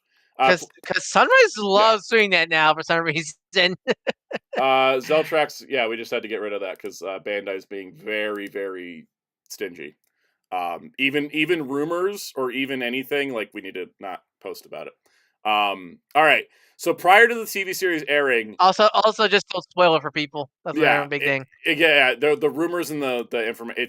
We're just trying to stay away from it. The G-Quux beginning is going to be is the movie version of the first few episodes. We actually don't know how many episodes it's going to be. This is like the thing with Demon Slayer or Dandadan. They've been doing this. All that kind of stuff. Or how the Kogias Rose movies also technically. Yeah, technically. That's coming January 17th in Japan. There is no information on when it's airing. There's no information if that movie version's coming anywhere else. They did say overseas distribution information will be released at a later time. At least you say it, like so I think we're still gonna get it, but it's good that they said. I'm glad we're gonna get it. It's just we don't know when. Hey, look, at least it's better than Daima. We never got when Daima was game released. There was no overseas release information soon. It was just Daima. It was just this is coming. Same with Sandland. Same with Code Geass.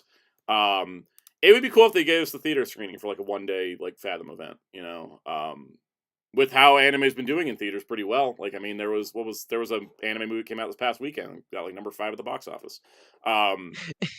Yeah, it's so funny how anime compilation episodes, not even movies, just compilation episodes are doing better as blockbusters. Yeah.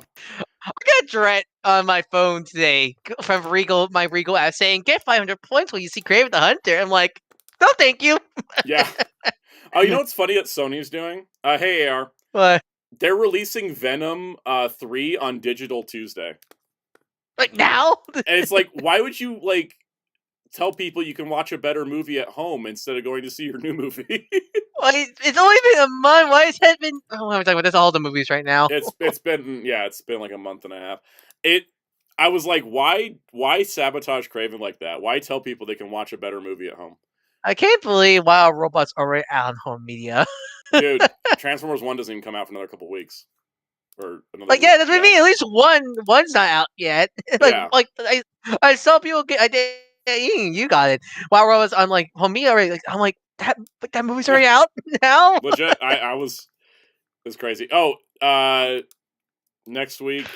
Is Red One out yet on Prime Video? I didn't go see it. I just wait, what? The Rock and Chris Evans movie? Yeah, is it? Because Red One is produced by Amazon Studios, so I was like, okay, so how long? Wait, really? Streaming?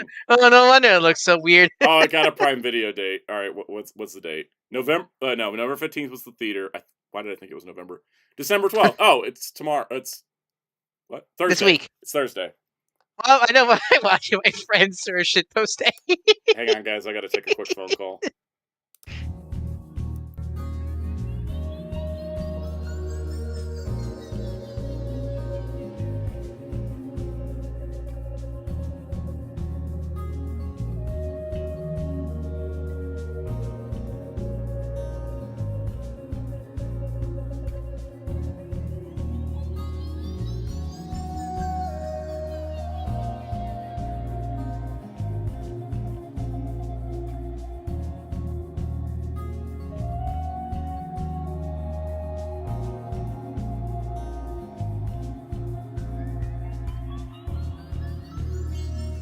Okay, we're back.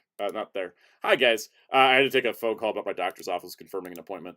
Wasn't like you telling your friends we're gonna watch Red One Amazon Prime? No. That's like on the plans though. Is like oh, we're just gonna watch it at home. It seems like one of those movies where it's not going to be like good, but it's going to be kind of fun just to watch. That film does kind of rate a streaming movie, honestly. When I saw it does, and it's produced by Amazon Studios, so like, you know, I didn't want like to spend money on it. Oh yeah, Moana 2. Did you saw Moana 2? I saw it. It was okay. It wasn't as I think it wasn't as bad as I thought it was going to be. I still feel bad for all those poor animators. I probably had to rush to get that film to look good because does the film really does feel like the 3 episodes glued together to be a movie? 6 episodes. I can tell you where every break is, and I can tell you that episode 2 became a montage. Because I feel bad. The songs were the most forgettable. It was the most forgettable. Yeah, it was TikTok composers, right? Understand who made the music. Lin-Manuel Miranda was laughing at somewhere. I'm sure. Yeah, no, he was working with Fosta. Yeah, I mean, he's been done with that for a while. Yeah, but for like with Moana too, like I'm not looking forward to the success of that film because I'm pretty sure it's obvious that film was probably rushed to make look like a theatrical film. I don't even know if they changed too much, to be honest. I think they probably maybe bumped up some shots, but mostly it was done in editing. The problem I have an issue with is that like that movie just made bank. Why are you making a live action Moana and not just working on a proper Moana 3? Yeah, I know, right? Ugh, Disney. Yeah. Anyways, let's go back to first thing. Did you want to see the one DVD or Blu-ray? Blu-ray. The DVDs are out of print at this point. You're going to be paying basically the same amount of money, so just get the Blu-ray. And the Blu-ray just looks so much better. Blu-ray's made better. Those DVDs weren't terrible, but the Blu-rays are way better. They're very bare bones. Those DVDs are pretty much bare bones. Worth the investment. All right. So, Media Blasters gave us an update on the Shin Kamen Rider prologue audio glitch correction disc. So, Tyro Pop, if you're looking for the Digimon Blu-rays, Amazon or Crunchyroll store. Crunchyroll store is usually cheaper, but yeah, those are your two options. I wish there was more. All right, so Media Blasters has said that they've started replication on the new discs for the trilogy. So if you are somebody that has it already, they're going to send it to you automatically. And if you don't have it yet, they're going to send you your copy soon. And then the full retail version that will be coming later will be using the new disc, of course, with the corrected audio timing. Oh yeah, so people, so for people confused, I think I saw some people confused on our Discord. So if your copy hasn't shipped yet, that's because they're 16 to discs. So you'll be getting the new improved disc. So don't worry, they're not like hauling your disc or something like that. So don't worry. And also, if you already have it, you don't have to do anything. They're just going to send it to you automatically. That's super nice. I got never war flash to Shin Ultraman. And also in the replies here, Media Blast said really trying before the end of the year to get it out, and no need to reorder. So there you go. It's just a little update. Happy that it's going to be happening. All right, let's see. Let's see. Mr. Tuki said, "I'll see if I can update my address with them for the disc. Moved after it arrived. I would send them an email to their customer support line and say, "Hey, I moved. Can I update my address for the replacement?" They'll hook you up. They've been really nice to people on customer service. The best thing about them being a small company is you get in contact with them quicker. Yep. All right. So Warner Archives January releases. We have Last Stand at Saber River, which is a Tom Selleck movie I somehow never heard of. I hear that, and all I can hear is Saber Riders. It's a new 4K restoration on a Blu-ray, so it's 4K restoration, but it's a Blu-ray disc. Cheyenne, the complete series on Blu-ray. That's a famous Western series, which has been restored as well. 30-disc Blu-ray set. So what Warner Archive is telling me is that they can do multi-disc sets again. Where's my DC animation? Just Friends, which is a Ryan Reynolds, Amy Smart, Anna Faris, Chris Klein movie. Okay. Gabriel Over the White House, which is that's a 1933 movie. And then the stuff that most people in the chat are probably interested in. We have Frankenstein Jr. and the Impossibles, which is another Hanna-Barbera cartoon. Complete series set, restored from camera negatives, 2-disc set, all 18 episodes, which is pretty great. Daffy Duck's Quackbusters. Yeah, Daffy Duck's Quackbusters is a lesser-known movie, but it's still a movie that also includes the 7 modern-era Looney Tunes shorts. Dodgers and the return of the 24th and a half century. Not including the TV show that finishes the Duck Dodgers collection. Because that's the short that made the show. Inspired. Yeah. That Dr. Sis. Yeah, so that's really, really cool. And then lastly, we're getting Tom and Jerry, the complete Cinescope collection, which is all 23 widescreen shorts that were aired in theaters, as well as 3 bonus shorts. So it's 26 shorts in one collection. Warning, one of these could be racist. Warning, many of these could be racist. So it's 26 shorts on that. You get 7 shorts in a movie on the Daffy Duck one. Have they done... This is great that we're just getting so many of these now. Have they done Tom and Jerry archive collection? What they done with the Looney Tunes? They did, and it's been 13 years since the last Blu-ray for Looney Tunes. Tom and Jerry. Wow! Yeah. Oh wow! Really? So is this the first one since? It's the first one since in the last 35 years, and hopefully this opens the door to more. Because they're in their original widescreen, anamorphic widescreen things as seen in theaters, first time on Blu-ray. So it's really cool that more of these shows are coming out. Blader said that's why MeTV Tunes has been showing Frankenstein Jr. Yeah, I think that's what it is. Welcome wheels. They're getting stuff ready and then they're sending them off to.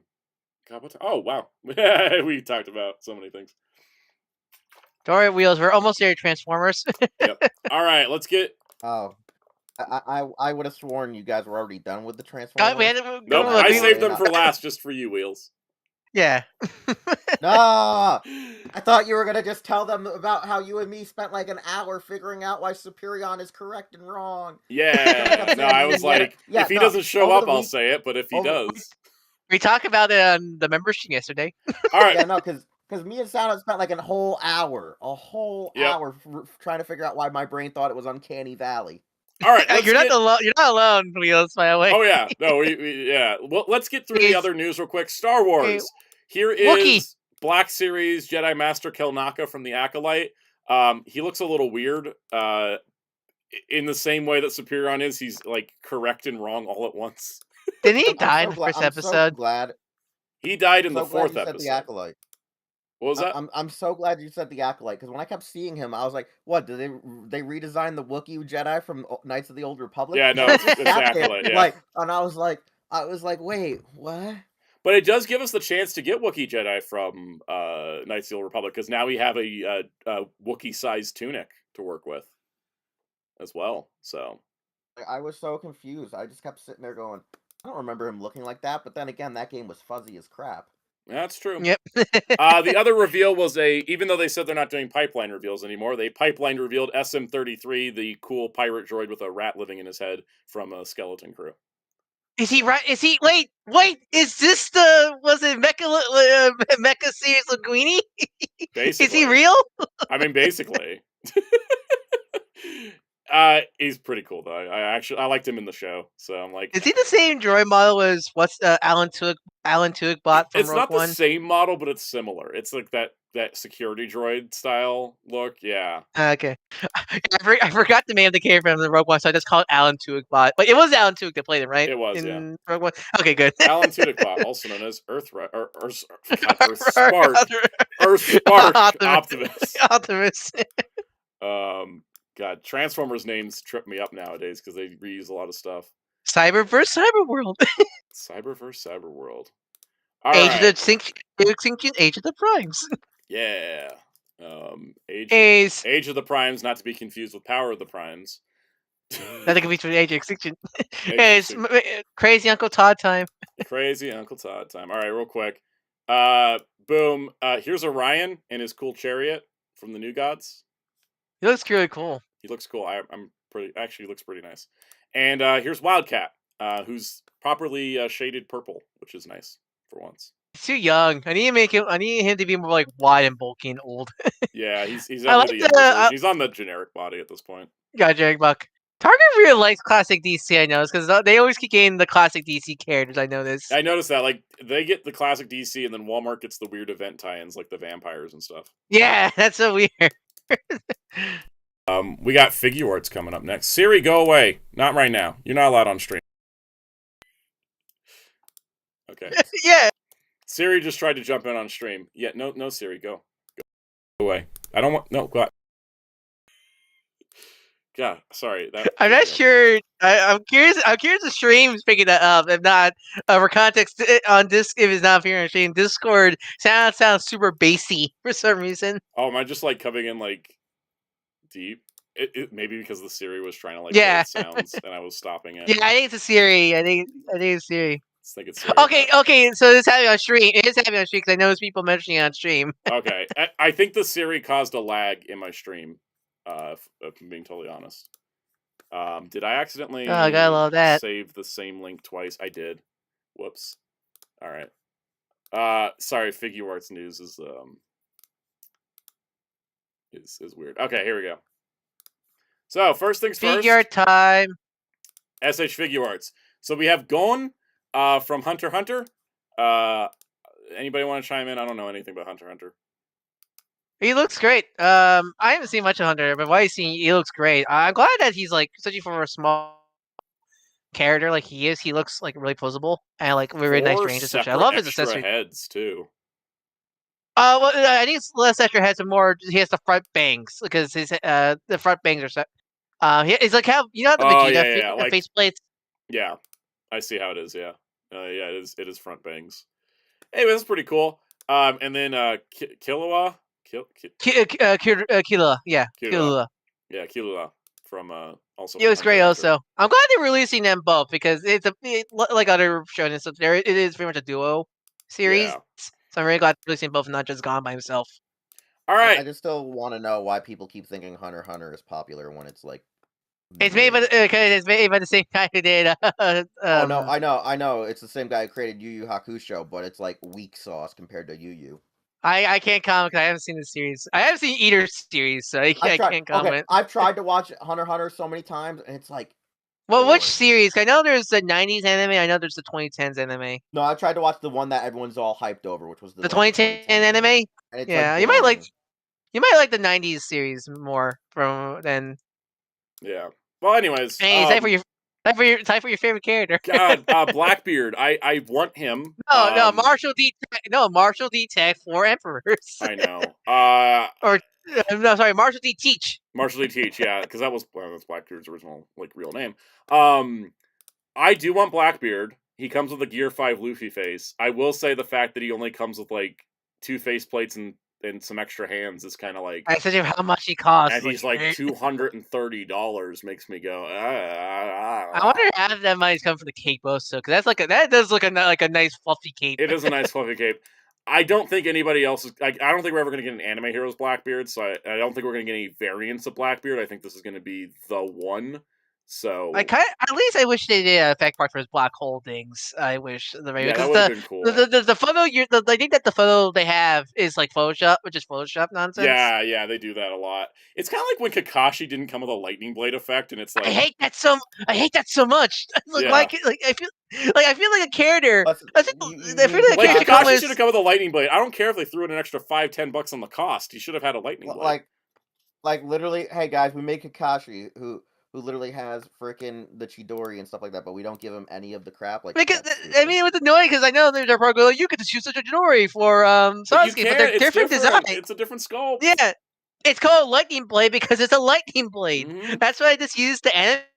I bought the Anime Hero Kakashi before I got the figure. Yeah. I just gave my actually Figuarts Kakashi the Lightning Blade essentially from the Anime Hero because he's just missing it. Yeah, he is. Anyways, I want Blackbeard. We'll see if I end up getting him though. Well, we mentioned Sheem, but you want to tell your plans? My plan is I ordered him from Entertainment Earth, and so I'm gonna wait and see when the reviews come out if he's gonna be worth it, and if he is, I'll get him from Entertainment Earth, and I've got the price locked in case stuff gets messy next year. but if I don't want him, I can cancel him because it's still through Entertainment Earth. Versus I wonder if he's gonna be stable enough to stand out the stand. I think the reason why there's a stand right up the middle of his crotch is because he's not going to be able to. They don't show any shots of him standing without. Well, Kaido has stand also, but I think he's got a tail. Yeah, that is true. Yeah. Anyways, moving on.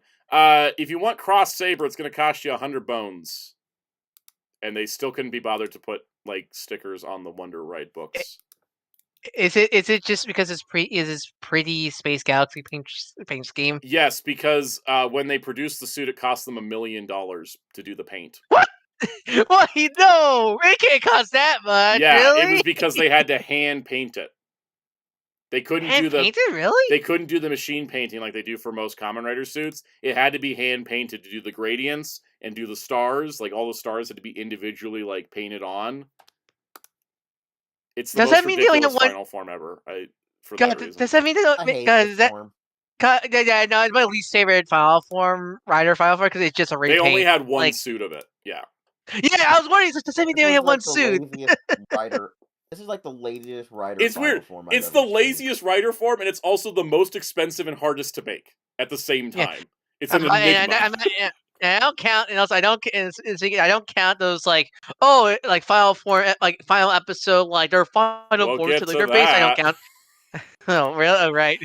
So in addition to this, if you want to display, I hadn't pulled up twice. If you want to display him with all the swords, which is an iconic thing in the series, there's a separate sword pack that's $70. I find it baffling for $100 they didn't paint. They didn't do because I understand the whole. Because I know originally the reason why Figuarts don't did any paint detailing and such for the gimmick stuff on the belts, because you could possibly mix and match them for future releases. But Saber, you can't do that because that's the way of Saber. And works. I'm looking at the Gotchard belts and they're all fully painted, and I don't get why Saber and then not to do it on the $100 premium Bandai figure. Yeah, at least put a sticker. You're gonna be cheap. So adding to this, you get all the swords in clear plastic, which is also the first time they're releasing Durandal's sword because they've still not released Durandal. Not the Gundam Seed character. they also haven't released him, but that's besides the point. It comes with at least stands to hold the swords. LVH $170 overall ripoff. Yeah. Yes. Like, it also why comes is- with the book for the final form that's just the first form with a different book. And that one actually has painted detail for the pages. Really? But I'm not a fan. Who started? Was that? No, was that 01? Yep. I hate that trend. I'm sorry to get tired of that trend. The only one that didn't do it was Bill did it. Bill started the trend of in the last episode at the 11th Bill hour, Bill has CG final form. No, Bill has CG final form. We're talking 01. We're realizing Hopper is the exact same suit. It just has a different progress key. And the final form for Saber is technically just the same Saber with a different book. And they didn't do it for Geats. Or Revice. They did it for... They did it for Gotchard, though. But at least his belt is different because it's the Daybreak one. But still, like, at that point, it's like, don't make a new form. Like, don't make a quote-unquote new form. Just have him kill them. It only exists just to sell a premium Bandai item. Yeah. Yeah, you're right. All right, and then lastly, we'll look at full pictures next week when this guy goes up. But SH Figuarts Goma from Daima got some pictures coming out because he's going to be going up soon. Welcome back, superhero DLC pack figures. Yes, because he comes with the in-action power pole as well as the spinny power pole for Goku. I find it weird that Goma comes, because I feel like if you're gonna include that, it's gotta be like, I feel like Pansy makes more sense. They learned how to screw you over like the Ultraman Figuarts. Yeah, right. It's funny because Ultraman's now not doing it anymore, but Dragon Ball's doing it more. They swapped, which is annoying. Yep. Hey guys, it's Marvel time, but not Marvel. Well, technically, yeah. Marvel, baby. Well, technically, there is one figure related to NBC. There is one flavor. They did say they were going to take us for a ride. Let's talk about the Marvel Legends fan stream on Friday is the last one they're doing for the year. This is like their end of year wrap up. They kind of go over some reveals and then they talk about like all the cool stuff. Oh yeah, that's right, Kyle. Ultraman's still doing it because you can't get Blazers. But that's not DLC. That's not DLC accessories. That's just annoying business practices. Yeah. Anyways, so Ryan, Dwight, and Dan. It was nice to see Dan again because he's been like missing from like the last 6 of these things. He's at home at Twitter/BlueSky. Yeah, if he didn't post on social media all the time, I'd be concerned. You know, guys, like not having him on stream is also great because every time I see him, I just want to fist fight him. Yeah. Because of Sugar Man? Yes. I will. If I ever meet him, I will tell him I need to fight you at the flagpole at 3 p.m. So like he better ante up. All right. Because like that Sugar Man thing still irks the shit out of me. All right. So other great characters. Starting with the Spider-Man wave, we got Electro. This is the Francine Fry version. She's been in a character for a while, so it's nice to see her. A long time, actually, at this point. So it's nice to see she exists, even though I know she exists. Yeah, because she doesn't appear in anything outside of the comics, right? So no, kind of, sort of. Because I know there's totally female Electros in the 2017 cartoon, and then Spidey mini frame, but I don't remember that specific Francine or just female using Electro's Francine was like one of the last additions to the Spider-Man omnibus that came out in like 2000. The Nick Spencer? Was that Nick Spencer? Huge. It was like a huge character guide that came out in like 2006 or 2005. It was like this huge thing that had like the history of Spider-Man. It was like a co-production between Scholastic and Marvel, and it was like this huge thing that gives you like everything you needed to know up to like right before I think Miles Morales. Let's see. I think she was like one of the last characters in there. Yeah, so yeah, Spidey's Amazing Friends and Spider-Man 2017 do have female Electros, but she debuted in Amazing Spider-Man Volume 3, Number 2 in July 2014. Yeah. Well, I think 2017 and who's the female chick I'm thinking of that looks like Electro then? I'll have to look at my book. There's a few others, yeah. Yeah, I think 2017 that was just a girl that was named Electro, where I think Amazing Friend is the Francine Rye version. So yeah, they've been slowly transitioning to her. Crossiasi asked the problem with the Sugar Man figure. The problem is making Sugar Man at all. Can't say the words on stream. Sugar Man's gross. That's the best such a gross character. Absolutely. I despise Sugar Man so much. I own every Age of Apocalypse figure. I bought them all loose so I wouldn't get the parts to him. And not even just for design, but the character itself. I despise the character. Yeah. The design's also gross, but the character's grosser. All right. Next up, we have Spider-Boy, who I did not realize was. I didn't know he did that. What's the Fang? The Which I go like, okay, because again, I haven't read any Spider-Boy stuff, but I go like, how do you do that? That's a mess, isn't it? It puts me in an existential mood of like, I thought Spider-Boy was one thing, but I think he's actually something else. Is he a mutant? You guys forgot he had a mouth? I didn't know he had a fang mouth thing. I've never seen that. I don't read his books. But like, I mean, he looks fine. He looks fine, but all I see is hello, early Miles. Hello, early Miles pre-tool. Yep. That's all I see with him. Ah, God. Spider-Man Unlimited. Disappointment. This is the disappointment figure for me because he looks so naked. The problem is that while I'm not a fan of Hasbro shading usually, this guy's whole This is the character needs it. Yeah, this character needs the shell shading. Yeah, he needs the black shading.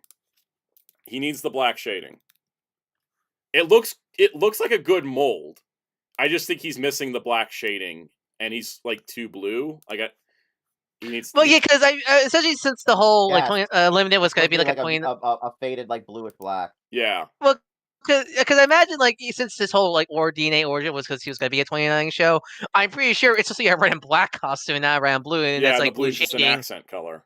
Or accent highlight. Essentially, because essentially how Venom used that same shading in the same show. And such as that, and so essentially the face. I think if the face had the black on it, I probably wouldn't notice the body. Yeah, because the black the face always had that shading. There's no like I don't even think I think his shading does change from shot to shot in this show, but I think the face is always consistent.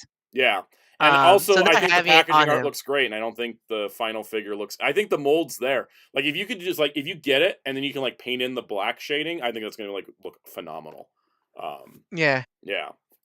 So yeah, like Zeltrax, I think because with the way you've done paint jobs, I could see you doing like a nice shade job on this guy. Yeah, but that's the I don't want to do my own shading. Yeah, it's not ideal. Like I think it's the mold is there. It just needs the biggest paint. Problem. Yeah, I feel like the paint here's the thing. The paint got absorbed in the Sony tax. Guys, they added all that weird shading to like Doc Ock and those multi packs. Yeah. When they didn't need the shading. And the X-Men ones too. People didn't like the shading, and so they're like, well, no shading, but it's like, no, the shading was the... That's why I'm waiting for another Doc Ock. I don't want to get the 2-pack. Well, that Doc Ock is shell shading? He does. It's not heavy, it's like morph where it's light, but it's still there.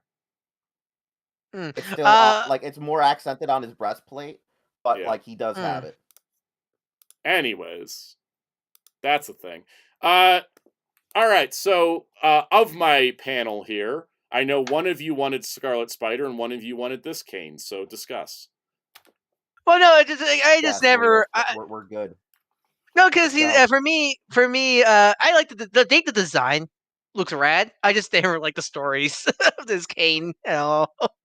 For me, I mean, he's such a good design. Although he does kind of look like a Kaiji, my brain character. More look at him.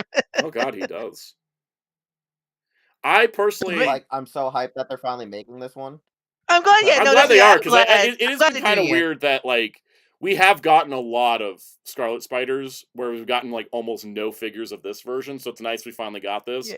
Yeah, no, I'm glad we got this Kane. Like it's so dumb that they overlooked this version of Kane for years. They're like, oh, but he has this cool red suit now. And I'm like, yeah, that's great, but every time you release the red suit one, the figures are crap, and then by the time I get it, it's sold out. You know, it's like that's me. Yeah. I'm just waiting for still waiting the Renew Your Vows body to get used for Kane, right? Like I want that, and I need to get whichever is the best Ben Reilly because everyone keeps telling me to hold off, and then the Retrocar one's great, but he's sold out everywhere. And then they're like, get this. Well, that was the thing. Like people were like, "That's great, but wait for the next better one." And I was like, "So really?" Because the Retrocar one, I think that's the thing with Spider-Man figures is that if it's prominent enough, you're gonna get multiple versions. Like I'm still waiting for a Vulture. I really like. That's the thing. That's the thing. Yeah. That's the thing about being a Spider-Man Marvel Legends fan is the next one is usually always better, but then the first one has something that the last one has something that the recent one doesn't. Yeah, there is benefits to having all of them. Yeah. I think as much as I prefer Spider-Man Kane, I think I'm so happy this figure exists because I know people wanted this Kane for a long time, and plus he does look cool. Yeah, because how can you complete how can you complete having the collection if this Kane is like, you know what I'm saying? Like, if Mhm. you're from that era, how do you complete it when they're just like Yeah. cool red suit and you're like, that's recent Kane, No, I not think what we original just need Kane. Spider Side now, right? Yeah. Like, Yes, also, God, we need that idiot. that pink is so bright. I love it. I love how bright it is. All right, this is my favorite reveal I of the love the story. Spider-Man wave. Oh my Yes. god. Okay. Yes. This Agent Venom. He's gonna look so good on my Guardians of the Galaxy shelf. But the space type Venom though. That's the later arc. When he joins, he's still in his regular form until they get to Clintar and his symbiote gets purified. Then he gets the Space Knight form. Yeah, I know.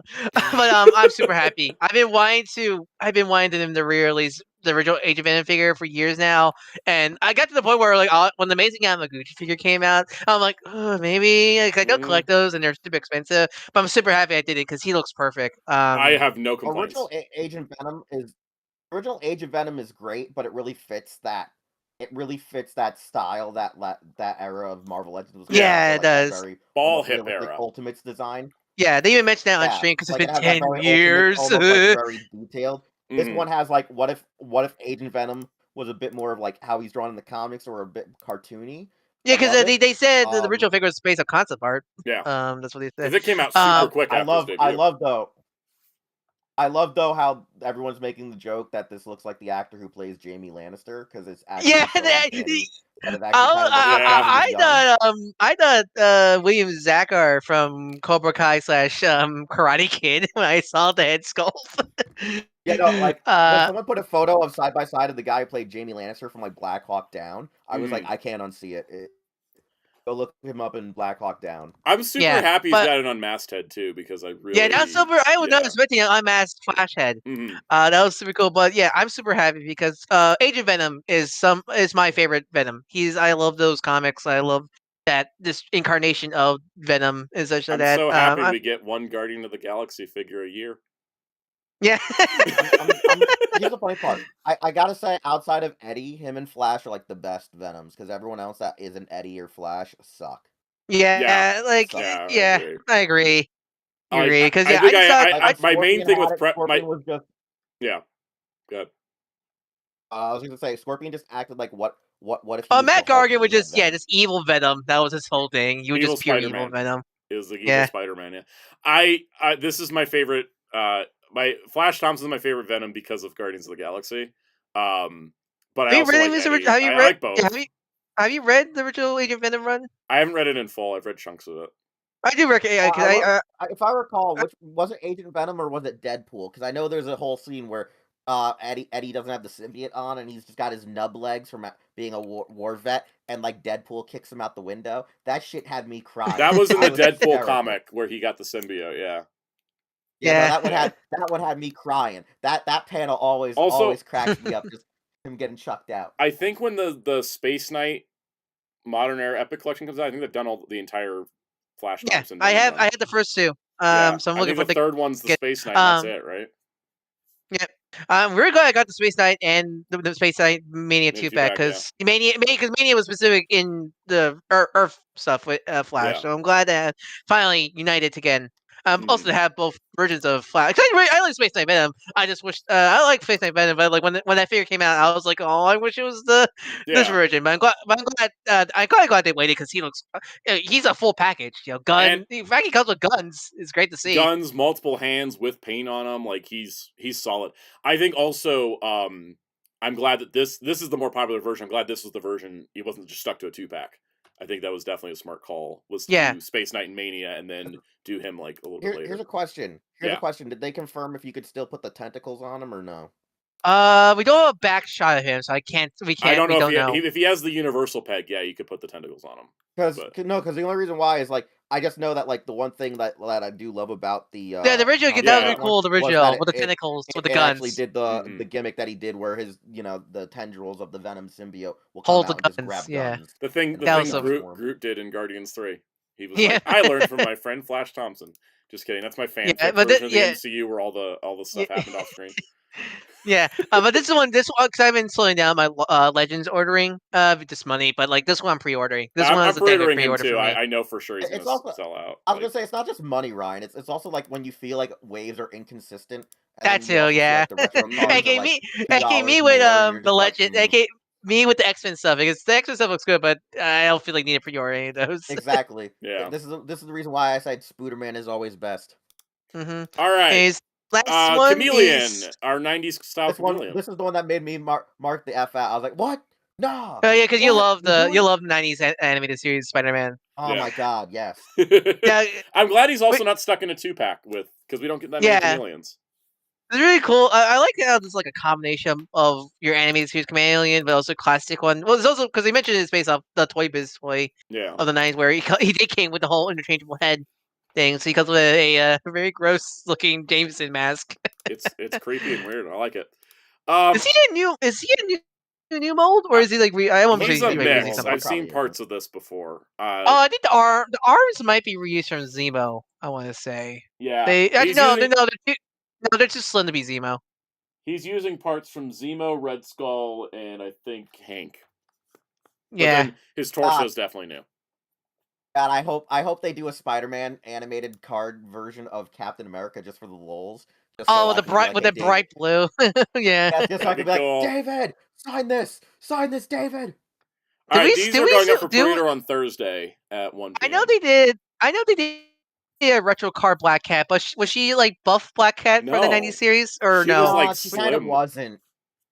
No, so we still need that then. So the retro carded one was essentially they took just the original Black Cat mold that we got like in 2012, gave her new feet, and slightly like just updated the mold injection because like you can tell that they don't use the same hip sockets anymore. They were using more modern hip sockets. This is that was about this is the mold that they had. This was I think it's like it was using parts of the original Ultraman Green Goblin way with some new parts. I'm pretty sure. Yeah. But yeah, it's a weird mix. Like the which figure was it? It was Spider-Woman. Spider-Woman. The black suit Spider-Woman is built like this.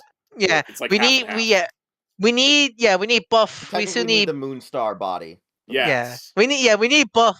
If you want to fully be like animated, we need buff Black Cat. And also if they make her, even if they have to like tone down the cleavage, can they at least still add the fur collar? Yeah, that'd be nice. That's the one thing that I didn't like about this figure. I liked it because it had the better feet and the better coloring, but I did not like the fact that they're like, oh, we got to omit the cleavage because of little Timmy. But I don't mind. Because I understand the cleavage. I don't know, the fur collar is so iconic. Yeah, that's what I like about the first that's the one. thing. Yeah, that was the thing that irked me, was like they forgot the fur collar. I think because with this mold, there's not enough neck room for it.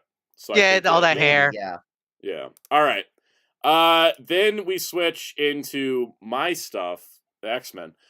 This was the meanest thing they've ever done to me on a live stream, guys.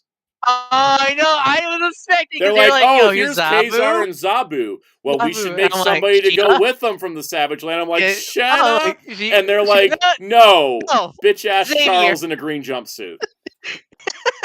You fell for that one, stupido.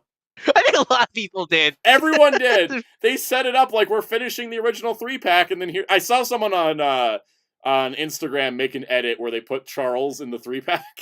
Like, oh, of course, it's the same 3-pack. Well, yeah, the same thing. It should have been Charles with Sheila's bikini. That would have been funnier, yeah. They can't make her because little Timmy and Jimmy. I mean, I just thought, because they were like, oh, we're announcing exclusives. I was like, oh, made-to-order Hasbro figure, Shanna. That would make more sense, you know? I mean, Kazar's over here in a loincloth and boots. Like, the double standard, man. I know, right? But that's the thing. That has always been the issue. The double standard. Because remember all the women who wrote in how they were turned on from the X-Men calendar thing when it was like the actual women and men split 50-50? Oh my god. I love it. But like, when a guy's like, ooh, a woman. Hasbro and Disney don't realize bisexual people exist. Yes. And also, like, the thing is that, like, if you have a character like Kazar or Namor is wearing nothing but a Speedo. Okay? He's wearing a Speedo. That is a naked man as an action figure. And yet they're like, oh, we can't have the bikini. And it's like, no, that's the same thing. Anyways, this Xavier definitely exists, so you can stick him in a hover chair if you want him to. It's weird that isn't it weird that Walmart and Target both got weird Charles variants recently?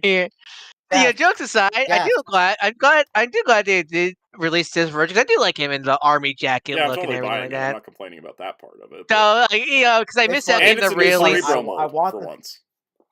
It's funny. I want the torso, but I want to switch out his legs because I'm like, oh, I have custom potential with this one.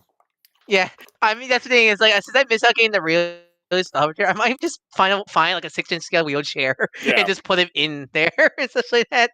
I definitely like the new Cerebro though because we've only had one version. You also got Charles do the special. In his back. Yeah, you also had Charles do a special. Does he have a hole in his back? I don't know. You also had Charles do a special.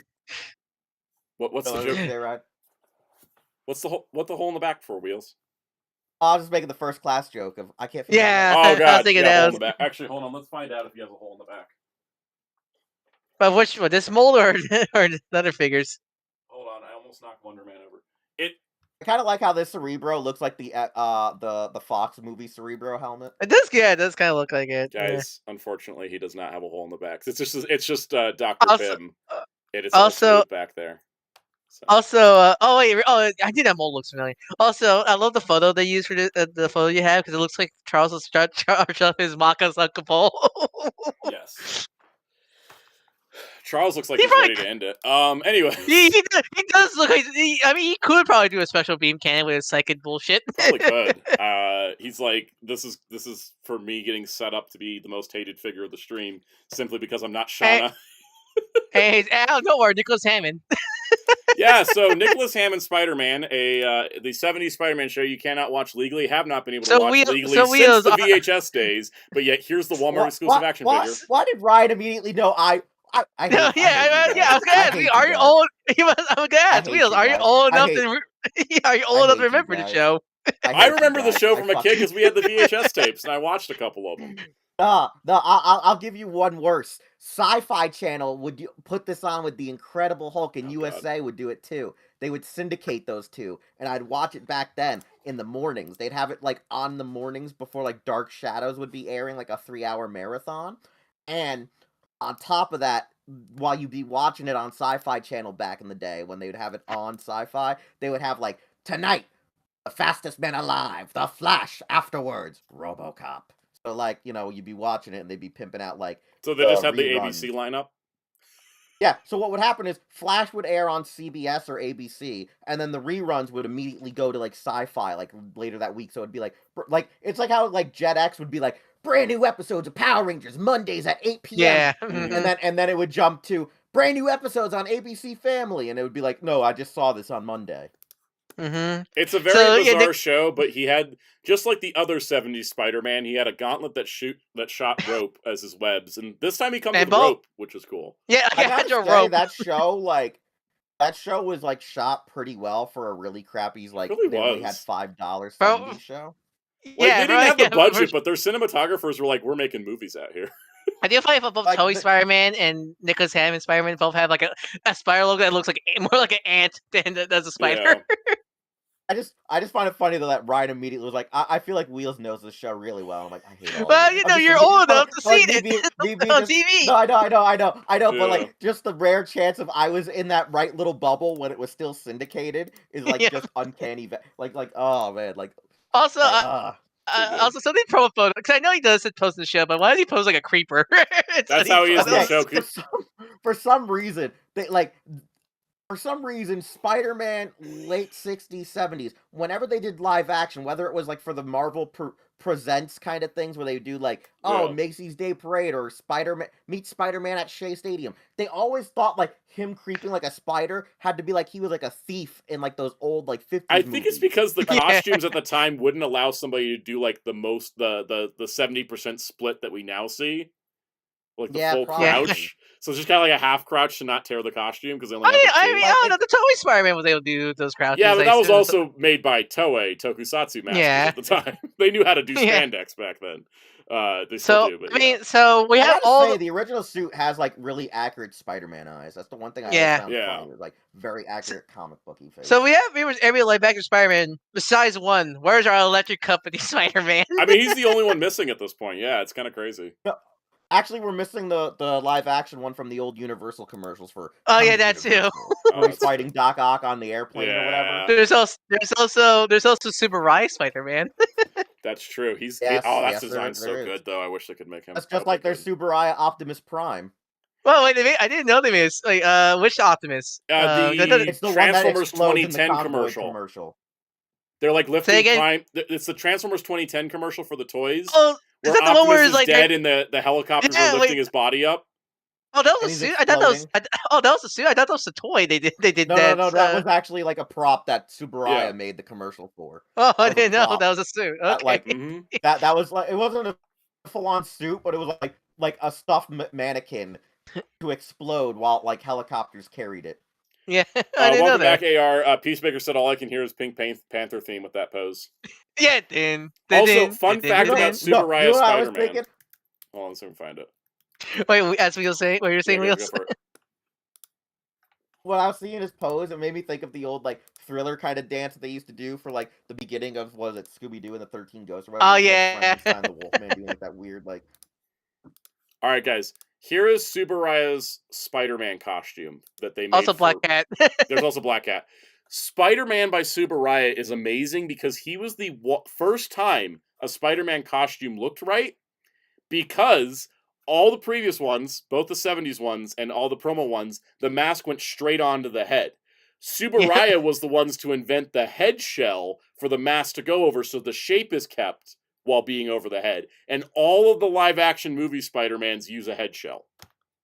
Oh, really? They're the ones that invented that? They're the ones that started it, yeah. They're the first ones to actually do that, which is kind of like, there's your fun fact trivia. The reason why Spider-Man masks look so good on future Spider-Mans in the movies is because of Subaraya coming up with it first. That's what they did for Ultraman. They have a head shell. Yep. So, speaking of Spider-Man movies. All right, speaking of Spider-Man movies, we're finally getting Lizard. Finally. He is a new mold based on the original movie design. A lot of people are like, it's the same torso. I'm like, it's not. It's whiter. I mean, he is reusing parts from what? Sauron, right? Well, Sauron reused parts from the 2012 release of the Lizard. Oh, okay. So he's... these are definitely new because he's pinless. I think everything is new. The entire sculpt is new. The ankles are cut where the ankles are, not like all the way up the leg where like it would be on a human. Yeah. Everything's different. Pretty cool. He's going to be an Amazon exclusive. My West Coast Avengers just all fell off the shelf. Oh no! Wild Hank, the balance is on. They're on balance. Moon Knight took everybody down. So he is Marvel Rivals Moon Knight then. So Falcon Tech says Lizard reused the same torso. The sculptor shared screenshots of his work. It doesn't look like the same mold because I have that lizard and it's. Using same sculpt or same CAD model. It could be the same sculpt, but I don't think it's the same mold. That's it's probably the case where they use the same CAD model but modify it scenario. Digital sculpts and stuff. I might get this. It's still a full new figure. Like I might get this because I love TASM 1. TASM 1's my favorite Spider-Man movie, but like makes me really want to make a TASM 1 new Marvel Legend of TASM 1 Spider-Man to go alongside him scenario. Apparently he's going to be available later this month. Not up for pre-order later this month. Apparently just available. Probably in the cards. Probably already in the cards already scenario. Yeah, he's probably already in Amazon's warehouses. I don't know. Probably. He's just going to appear one day. All right. I imagine, and if you wondering, they did say Electro is probably next year. They said next year they're going to be doing another one, and obviously it's Electro. It might be the case where there might be Jamie Foxx likeness scenario issues scenario. I imagine. Two-handed axe says give him a club and a loincloth, and he's a fantasy enemy like a Hasbro Savage Crucible. Let's just, guys, I just want to say this right now. Let's just hope that the Jamie Foxx rumors aren't true and he doesn't get diddied. Oh. Yeah. Let's get the toy out first. Fox's name was all right. Yeah. All right, so... Let's get next. They did their draft picks of, like, their favorite releases of the year. Oh yeah, because the Secret Wars figures are out. They're now? out. They're out in stores. They haven't really fully saturated online, but they're out at the stores. Well, I don't think you got your Titania or Wolverine yet, right? I don't, but people have been finding them all over Target. So, Falcons Tech says there's some confusion with Lizard. They said pre-order during the stream. Dan also appeared on a stream last night and said pre-order, but the image says available, so we'll see. Well, that's typical Hasbro advertising. Miscommunication. Hasbro miscommunication. Anyways, that was Dan's picks. Dwight's picks were this picks, and then they didn't post the third guys. Nice job, Toy Arc. All right, the X-Men wave. They showed an X-Men wave. Fabian Cortez, which we'd already seen. Ooh. Yeah. I actually am glad he has the fire effect. Are those new effects? They are new fire effects, yes. Well, that's cool. Yeah, it's pretty neat. Oh no, they aren't. He was holding it like it was new, but no, it's the same fire punch. Oh, okay. That's actually clever. That's clever. Yeah, it's kind of clever. Hey, Age of Apocalypse Gambit was the one I needed. I consider Age of Apocalypse done. I said Age of Extinction, damn it. It's Transformers brain.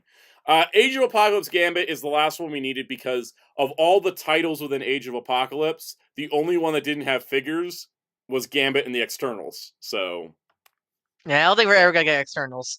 No. Now, Nightcrawler. This is the first time that Nightcrawler has been done in a costume variation in Marvel Legends in the last 24 years. I assume they get the 97 figure. Because we've gotten 3 versions of the classic red and black, and then now we finally got one of his X-Force look, where he's got a couple different heads as well, which is nice. I assume they get the nice set. I assume they have a Nightcrawler in general in my collection. Yeah. So. We definitely need to get, and also I think this is the look for Age of Apocalypse as well. I think this is like a dual look thing. I can't remember exactly. This is the X-Men 97 mold, which is nice because that's the better body. We have so many Nightcrawler heads because the first release came with 3 heads, the 97 came with 2, and this came with 2, and they're all different. Like we have like. I hope we get bearded. I want bearded Nightcrawler. I want bearded Nightcrawler. I want bearded Kurt. Bearded Kurt would be cool. I think he's gonna need a new body mold, but with him being an X-Men 97, it helps him. All right, we gotta explain the powers of this next character. Okay, here's my girl Husk. For freaks. For those freaks. Unaware, freaks. She's part of my favorite group of freaks. I say that lovingly. Generation X. We've gotten Chamber and Monet. Hey, look, another head that looks better for Emma Frost than Emma Frost. Yeah, we'll get to that. We got it. So Monet and Chamber we got before, and this is going to be the same body as Monet, but with Husk's stuff, and that's fine because they have the same like body type. Chamber is a man who has a dimensional portal inside his chest to a dimension that caused a fire explosion that blew off the bottom half of his jaw. Luckily, he's also telepathic, so he can still talk to people. He also has incredible riz. It's amazing how many people he's been with. He cannot, but he doesn't need to because of his dimensional portal is energizing him at all times. Or is he just photosynthesis? Basically. And then Monet has a bunch of superpowers that makes her super strong and stuff, and also a darker side that is all crazy and stuff. So, Husk, her power. Let's get to the promo images here. Her power is that she has a metallic metal body that is invulnerable and can absorb energy. But her skin has to be removed in order for it to be effective. And her skin regenerates. And so it kind of leaves her in a state of pain a lot of times because, like, there's her normal look. She's fine, right? But then to actually use her powers, she's got to rip her own skin off. And when it first starts, she's just like, I don't know how to do anything with this. But with, like, later on, she's just, like, starts getting a better hold of her powers. Like, she knows how to rip layers of skin off. So, like, essentially, she, like, goes for a jog, and instead of having to shower, she can just shed the top layer of skin, and she's good. I love how Generation X is. Oh, my God. Because when I looked up, I know, like, oh, she's like Kevin from Ben 10, where she can, like, absorb material, but badly, because instead of, like, just having her skin just become the material. No, you had to rip the skin off. Yep, and I am appreciative that Hasbro gave her. Yeah, also, probably the most graphic Legends figures we got in, probably. Between this and Bushwhacker, weird flesh stuff is on the table, guys. Yeah. But better not having one in a bikini, or else that's crossing a line. Yep. Well, I mean, hey, right. Yeah. Violence good. Yeah, violence good. Yeah, violence good. Sex isn't. Yep, exactly. No, she looks fantastic. I love that they gave her an extra, instead of having like the flesh as part of the head, like they gave her as a separate piece, so you have options to how to pose with it. Yeah, Mr. Tukey mentioned standing issues with Monet. Yeah, it's kind of like it's female Marvel Legends ankle syndrome, where they don't get quite flat enough. I will say, I think Husk's hair is shorter, and that'll help her balance a little bit better, because I find that Monet's hair drags her back a lot. So, anyways, next we need Skin, who is also a skin-related mutant power character. Freaks. On the same team. His thing is he has stretchy skin and can, like, stretch it out and retract it. But not like Plastic Man or Reed. It's, like, it hangs right?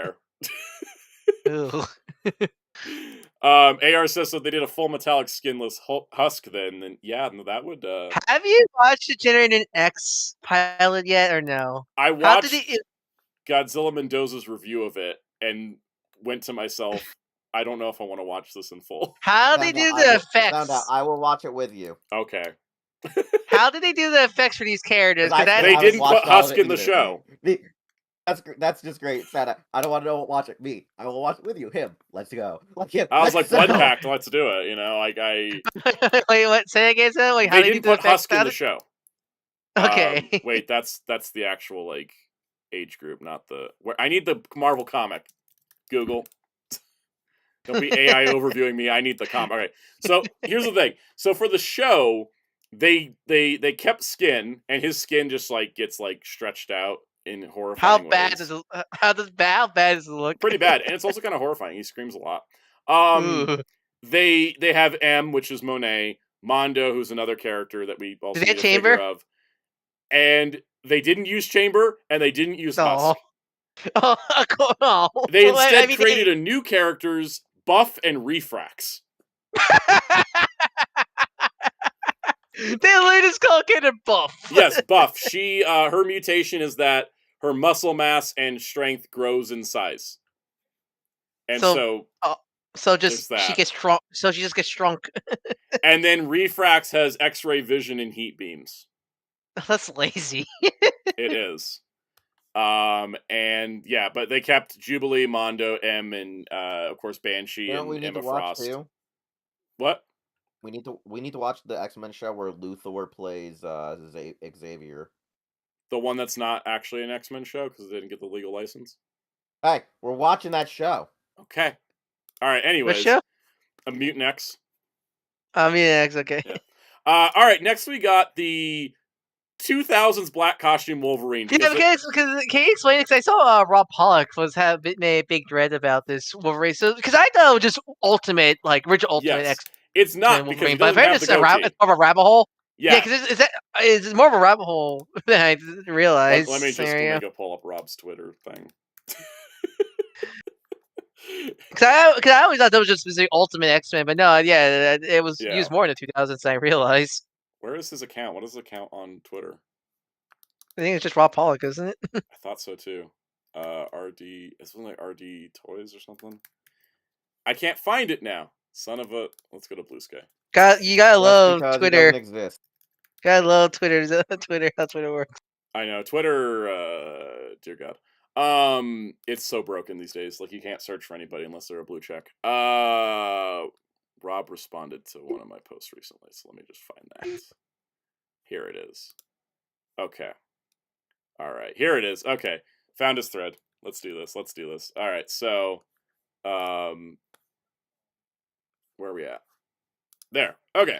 So, here we go. This is, all right, so he says he absolutely loves that we're getting this Wolverine in 2025, but referring to Extreme X-Men is a bit of a misnomer, and here's why. Okay, here we go. So, first of all, he was never officially a part of the team of Extreme X-Men. That's because Extreme X-Men was around the time of Astonishing, so he was on Astonishing. He wasn't part of Extreme at the time. That was a different team. All right, so he didn't show up until issue 25, and then he was wearing this costume on the cover. But in the comic, he was wearing the new X-Men costume because that was the current look for him at the time. So then, He did eventually appear, but then his costume's different every time he shows up. The black and gold was also in Chuck Austin's X-Men run of Uncanny, where he looked just like the Ultimate one on the cover, but not so much in the show. And then he had this costume in X-Men Evolution for seasons 3 and 4. So yeah, that's what I mean. That's why I thought that was the Ultimate, because I figured they did that to synergize with the Ultimate stuff. But yeah. And then at the same time, it also is the Ultimate, but without the soul patch, it's not really the Ultimate. Yeah. So what you're saying is I can buy this and just say it's X-Men Evolution and be fine with it. Yeah, honestly, yeah. Because that would honestly be more accurate than calling him Extreme X-Men. Because he did appear on the... I'm gonna get it. Here's the thing. Claremont and LaRocca did a recent Extreme X-Men comic that took place during the original run, and Wolverine was in that book in this costume, which is seemingly why the figure's called Extreme X-Men Wolverine. Get it and just have Scott McNeil sign it and just be like, yeah, close enough. Because yeah, look at it. If you look at X-Men Evolution, you look at this figure. Like it's much more closer. Besides the hair, Aliel Sanchez line. Exactly. You know what's the perfect the perfect way to make it a Evolution figure? If they ever make a Marvel Rivals figure of Wolverine that game, pop that head off, put in this bite, boom, perfect Evolution Logan. Falcons texted, "Why did you tell me this? Now I need to get it. I love Evolution." Honestly, yeah, like Evolution's just there. You go. Give me an Evolution Warner Brothers. It's the greatest Warner Brothers superhero show that isn't DC. That's true. He also comes with like finger pointing hands and open hands and stuff. They gave him a lot of options. I first thought the pointing finger was the football finger. Yeah. Second. All right. Next up, we got X Factor Cyclops, who is in the blue and yellow instead of blue and white. Yeah. This is the first X Factor costume colors. I love the new blast effect piece, optic blast effect piece. I love that so much. They talked about how they didn't like just having optic blasts always trailing off into the distance, but they wanted to have an impact effect. So this is the impact effect. Great, it's more useful for toy photography, honestly, to have more like cool impact stuff like that. Also, he has luscious lips yet again. Yep. And then they brought out Cable to say, "Here's Marrow," because obviously they're doing Marvel vs. Capcom 2. You don't make Marrow unless you're doing Marvel vs. Capcom 2. She looks great. Like, That's even her character art picture right there. That's her pose for the character art. So she looks. Is she like a newer female, or is she using the same like Street Fighter? Because she looks. They're posing her like crazy. She's using some new. I think she's using stuff from. Is it? I'm gonna say this. I'm sorry, guys. That butt is telling me it's the Carol Danvers Warbird figure. But does it have the? Let me look at it. Let me look at it. It doesn't have the boot. It doesn't have the boots mold though, but it does have the butt. Well, more of the doesn't have the reverse app crunch though. That's true. I think it's just diaphragm. But then she can do that. Diaphragm. Like, how can she do that? I don't. Is it still the Shriek torso? But it's not the Shriek torso because it's sculpted. That belt is sculpted, so it can't be the Shriek torso. Yeah. It's maybe just new torso in general. I think the torso is new. Yeah. I think. Yeah, no, it's definitely the. But then, like they know that they know that most people want this her for MVC, so they made her like super crazy poseable. They know. So they can recreate all them fighting poses and stuff like that. They literally said we're gonna take you for a ride, and then brought Marrow out. Like they know. We'll get to him in a minute. Yeah, no, it's interesting. All right, so then we have genocide. I mean Nemesis. I mean Holocaust. I mean, it can't call him that. We call him legally he's Nemesis, right? So this is the 616. This is the 616 version of the character of Holocaust from Age of Apocalypse, which we had gotten as Nemesis in a Marvel Legends way back in like 2008. Yeah, I remember the Yeo. I remember the Yeo Cheeto looking figure. So while this isn't technically this, sorry, Don Diavolo, we're gonna get to the Transformers soon. This is still the same character. This is just the 616 design of him. That's why I was confused because I'm so used to the Age of Apocalypse one because the toy Hasbro toy.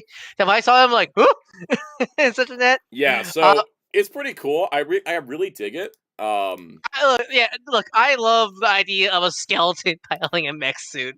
Yes, I know because it's the suit that contained him because he's like, kaboom.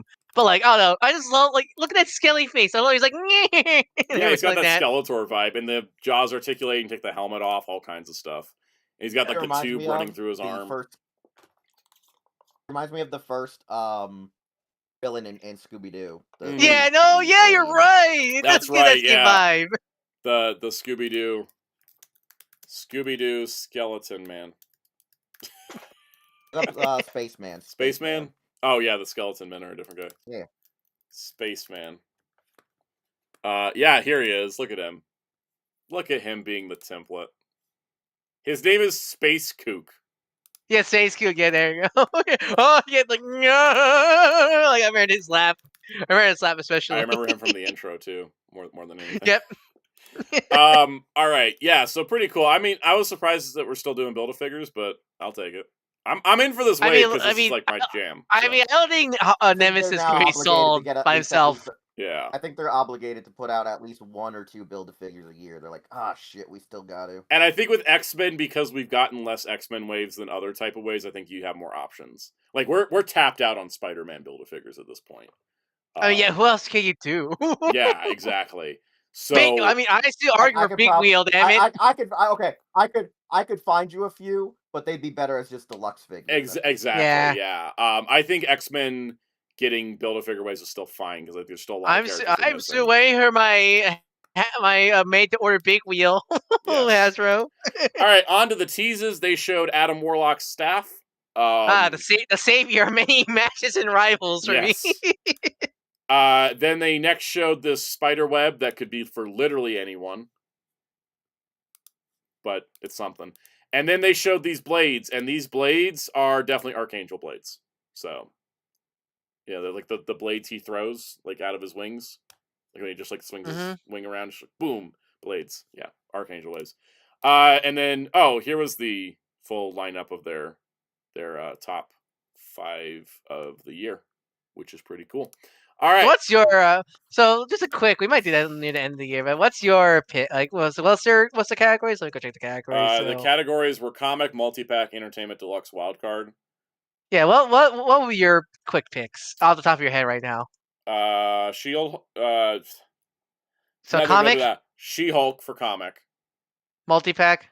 Multi-pack would be Giant Man and Wasp. Entertainment.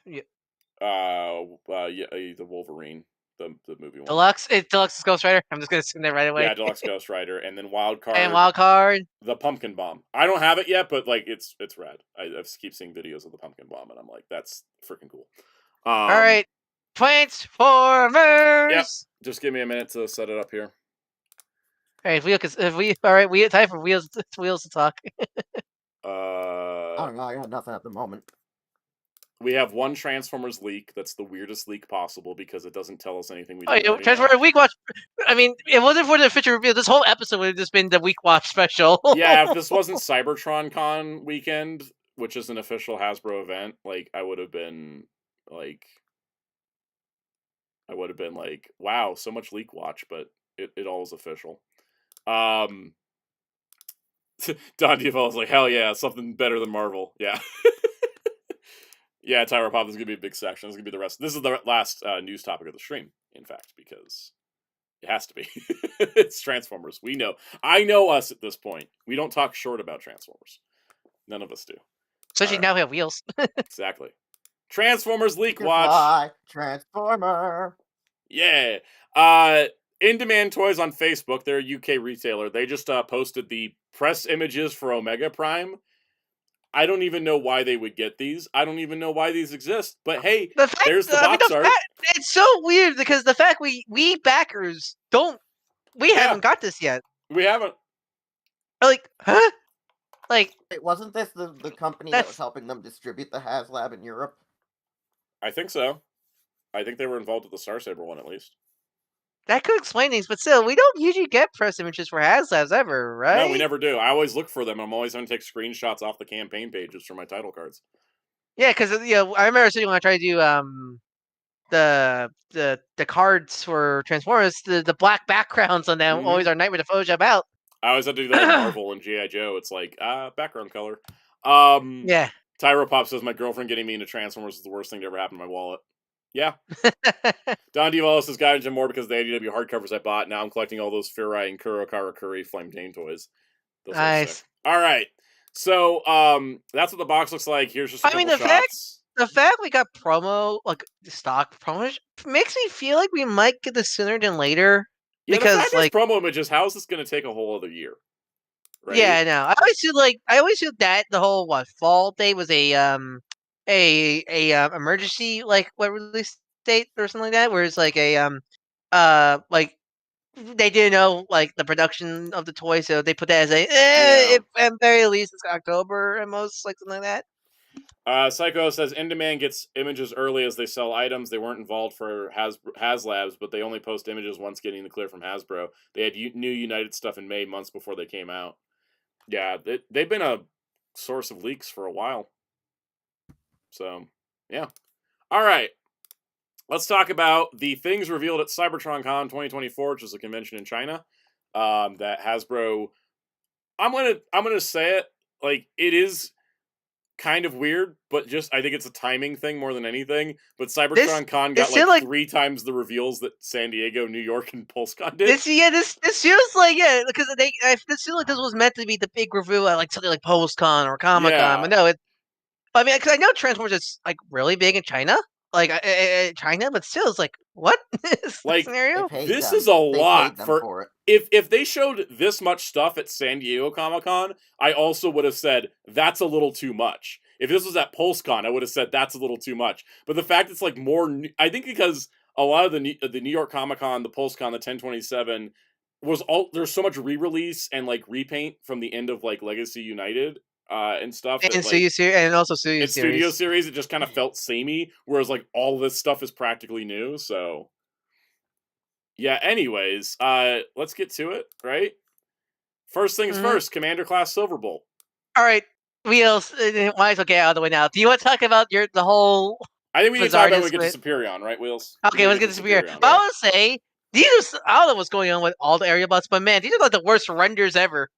Something about them, they look so fuzzy. Yeah, I don't know what to describe it. They look like they're like made out like the prototype materials for the gray bits. Oh, like the ABS resonance. Yeah, like they look weird. He has a big old battle station to make up like a little fort. It's a little fort. He gets a little fort. And then his plane mode looks normal.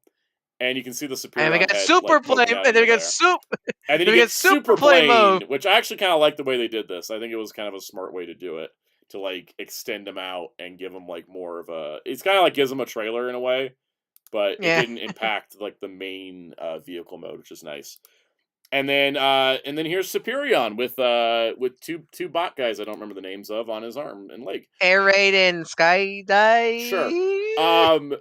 So Wheels and I were looking at this, and what I wrote down for notes, it is the animation model, but with the colors from the toy. Yep. That's why it looks weird. He looks a lot more gray than white. Black. Yeah. It's missing black in a lot of spaces. He's missing a lot of black in a lot of spaces. The way that the legs aren't fully gold down to the knees, like they are in the show, but they are like segmented like the stickers were on the original toy. Yeah. It's also there's supposed to be more details in the leg panels that fold in, as well as his arms are supposed to be asymmetrical. Yeah. I'll go get the ref of the show model. And the gray in the torso's chest is supposed to be slightly darker, to be more of a metallic gray than an opaque white gray. Here, let me just go on Google. Here's G1 Superion. I already put in the stream chat. Okay. With the way Discord works with OBS, it almost works better this way. So here he is this is the G1 cartoon animation model, which yes, the jets are on the back of the legs, with the toy they're on the front. And yeah, it's if you go from here to here, they're using the same skeleton system as Menasor. Not the same mold, similar idea. I do have to say, for me, the biggest thing that looks weird to me with Superion is two things. The head, I'm not a fan of the head sculpt. So the head sculpt looks super weird to me. It's just the ears not being as large than I think they should be. And it's also his head looks a little small because it has to fit right under the jet. Yeah. Also the U, because I never noticed Superion's like a little weird U thing on his chest, because that's on the character sheet in the cartoon. I never noticed it until this figure. It's like it's super obvious on the figure. I think also because where the little like square in the center would go on top of the U on the animation model, the U just sits It's underneath alone. it. Yeah, it's Yeah, underneath it's underneath it. it. Blade Raider says, I'm not into this version of these combiners. Well, good thing that a lot of people are going to be dumping their Combiner Wars versions, because a lot of people do I like think these that, more. maybe that's also another reason why I'm so used to what the combine. Yeah. When I think of the Combiner Wars design is just right there in my head, because I actually really like how the Combiner Wars bot torso looks. So a lot so of what I like about Superion and Minosaur is I like the stability over the design, because I've been having issues with my Combiner Wars. No, definitely. These not are standing. overall better toys, but more Yeah. of I like the design of the Combiner Wars a lot. Yeah. The giant red chests, I really like. Also, here's another look at him in the show. Here's him from Scramble City, where the U is separated from. This is also the problem with G1 is you go to do Cartoon Accurate, and every studio had a bit of a different take. Toei's take on him, the U is separate from the little square thing. So, Don DiVallo, I have the Soundwave Flame Toys model kit. That's the only one I own, but I like him. He's big and blocky and fun. Yeah, I think that's actually, it's funny. I think he actually matches Scramble City a little closer. I think Wheels. You told me Wheels. I think Wheels said this to you. But honestly, I think I like him more without the aerial bots. Honestly, like yeah. Let me the get to the skeleton. picture. There's a picture with him without. Here he is. Here he is without the aerial bots on him, and I kind of dig it too. Like he just looks. He has a different vibe. That wasn't me. That was maybe me retweeting somebody. Saw the tweet. Yeah, that wasn't me. That was somebody. Okay, but yeah, I don't know. He looks. I don't know. He Wheels, looks you better. told me that you thought it looked better without the aerial bots. I think I might have told you. Yeah, because I saw the tweet that was going. Yeah, that guy's right. Yeah, but no, there was a tweet that I retweeted where it gave. Probably I told you it when I was looking it up. We were doing our Hurricane dive on the weekend. Wheels does the Izzy from Digimon the movie thing of reading things too well. He reads it so well. I'm like, are you saying that, or are you? Reading yeah. I think the reason why, like, I probably may pick this up, but I've never been like a big area bot fan, because I think all the combiners, they don't get that much screen time compared to any other combiner team. Yeah, I think they're probably my least favorite team. Because I think. Because in G1, like, you get your combiner, your like a Combaticon focus episode, your combiner, your Shotgun focus episode, your Protective Bot focus episode. There was that Sentai episode where they posed as the Autobots. Yeah, I can't think of any. It also helps that the Sentai, each individual member gets like some moments of shine in other shows. None of the area bots ever got the time to shine in any show or comic or incarnation. They're all just blend mush to me, besides Cerebral, because he's like the leader, and that's it. Superion's design, but yeah, like you said, he's just bland. Like Defensor had more character, and he does nothing. Defensor, I think what didn't help was that Superion debuted at the same time as Minosaur. Yeah, that's a big problem. They're in the same episode, and then Minosaur got a focus episode later, but Superion didn't. And a lot of the Protective Bots got their own individual character episodes in season 2.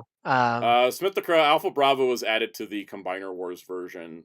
Where he was a new guy. Yeah, he was a new guy for that, because they wanted to mix it up and not just be 4 same looking planes. Defensor had one episode, but Defensor got one a Slingshot episode. Yeah, he did. It was an episode all about hating Silverbolt. Oh yeah, the only one I remember is Silverbolt just because of him being scared of flying, and Air Raid just because he was playable in War for Cybertron. Yeah, Hellfire's right about that. All right, next up, that's the packaging. Next up here is Air Raid, the Black Jet. I think that's the hell that the area bot design wise are so samey. They're all kind of block men. Yeah, they're very blocky guys. And then here is Slingshot, who was the one that was replaced by Alpha Bravo, right? Yeah. Yes. Yeah. He's pretty cool. Fugitive Waspinator. Wasp. All right. Woo! Wasp kill Bombobot. So, for those that don't remember Transformers Animated, there was an episode where there was a character named Wasp, who later became Waspinator, and he basically was Bumblebee with a different head. The original animated toy line was going to make a toy of Wasp as part of one of the lines. It got canceled. It was like the last wave, including like other like Vortex Blur, and the show got canceled, so this wave never came out. And this already automatically better because he has a unique head. Yes, because they were going to use the budget for another character. I think it was Ironhide. It was like use the budget for Ironhide or use the budget for Wasp, and so they used they used that. And so this is a proper Wasp now, and they also kept the Fugitive Waspinator name, which I think is fun. I love that. I love they call him Fugitive Wasp. That's such a cool thing. I love Wasps in anime, so I'm really glad they're finally making him a toy. Oh, this color scheme is great. I love the dark, or screen with the bright green, the purple. Also, man, that new packaging shows. Look at that empty space. He's floating midair. He should be T-posing as well, just to really sell it. Yes. That's Prowl. No, that's Prowl. He's the T-poser animated. That's right. Yeah, the windows are back. That's a big thing too with the new packaging. All right, then we have Solus Prime. She turns into a truck. She got a hammer. I like her. I like her design. I'm glad we have a Fembot that doesn't have a giant backpack. Right. She's not. I like her. I like her design a lot. It helps that they actually kept her bulk instead of trying to make her super hourglass slim and everything. So I really like that. Also, her color scheme is really nice. The purples and golds. Also, I think you have to take the head of the hammer off to get her hands on the handle. Oh, yeah, that's probably the only way to do that because she has closed hands. The front skirt is long, but I think it works for the regal appearance. Wheels, did we have something we were saying about Solus on? Yeah. Okay. I said with Solus, whenever I've seen animations, or not animations, but the artwork, my brain, whenever I've seen artwork, I'm always like, oh yeah, she is rather smaller than the other primes, but they always make it that she's supposed to be a slender, tall woman, if I recall, in one of the art books that I have. I assumed that she was going to be a deluxe that pulled a lockdown, where what she'd be taller. She would just extend her limbs. Yeah, her limbs would extend in robot mode, where she wouldn't be full on Voyager height, but she'd have a more of a slender, tall chick look. Yeah, I think it's interesting too. I'll be curious to see how she scales with the others, right? Because the primes are all coming out in different classes, so I think it's gonna be really cool to see them as a group because I think they're gonna have a lot of good variety. I like the design. They are different heights. Yeah, the primes are all different heights, but their statues are all the same height. That's the funny part. Yeah, that's the thing. Next is Blue Grimlock. So Blue Grimlock, it's the G2 Grimlock, and then he comes with Marvel comic, or not Marvel, Storybook Wheelie. So, when I first saw that, I was like, "That's Storybook Wheelie." And his puke color scheme. I'm trying to Google here. Let me just Storybook Wheelie. I want to show the chat that there's a whole storybook where Wheelie is the wild boy of Quintesson, and it's weird. And there it is. And now we have a toy of it, 40 years later. It's the horrible accessory pooping Wheelie, but it's got one. Something. It could be nothing. How do you guys feel about Blue Grimlock? I think it's funny that Wheelie got back into Grimlock, considering the last 3 Grimlocks haven't had Wheelie.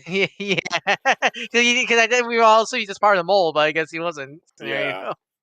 I guess they just decided let's throw him back in. They need a filler figure for the. Hey, I rather have. I guess because this one doesn't come with extra accessories like the comic one came with all the swords and the crown. Yeah. Oh, Super Chat from Mateki, $2. How is Grimlock related to Alpha Tri? Oh, yeah, because they made a big deal. Oh, yeah. All the character bios basically are everybody in Age of the Primes is related to the Primes. And I was like, isn't the Primes supposed to be the Adam and Eve of Transformers? Everybody's descended from them?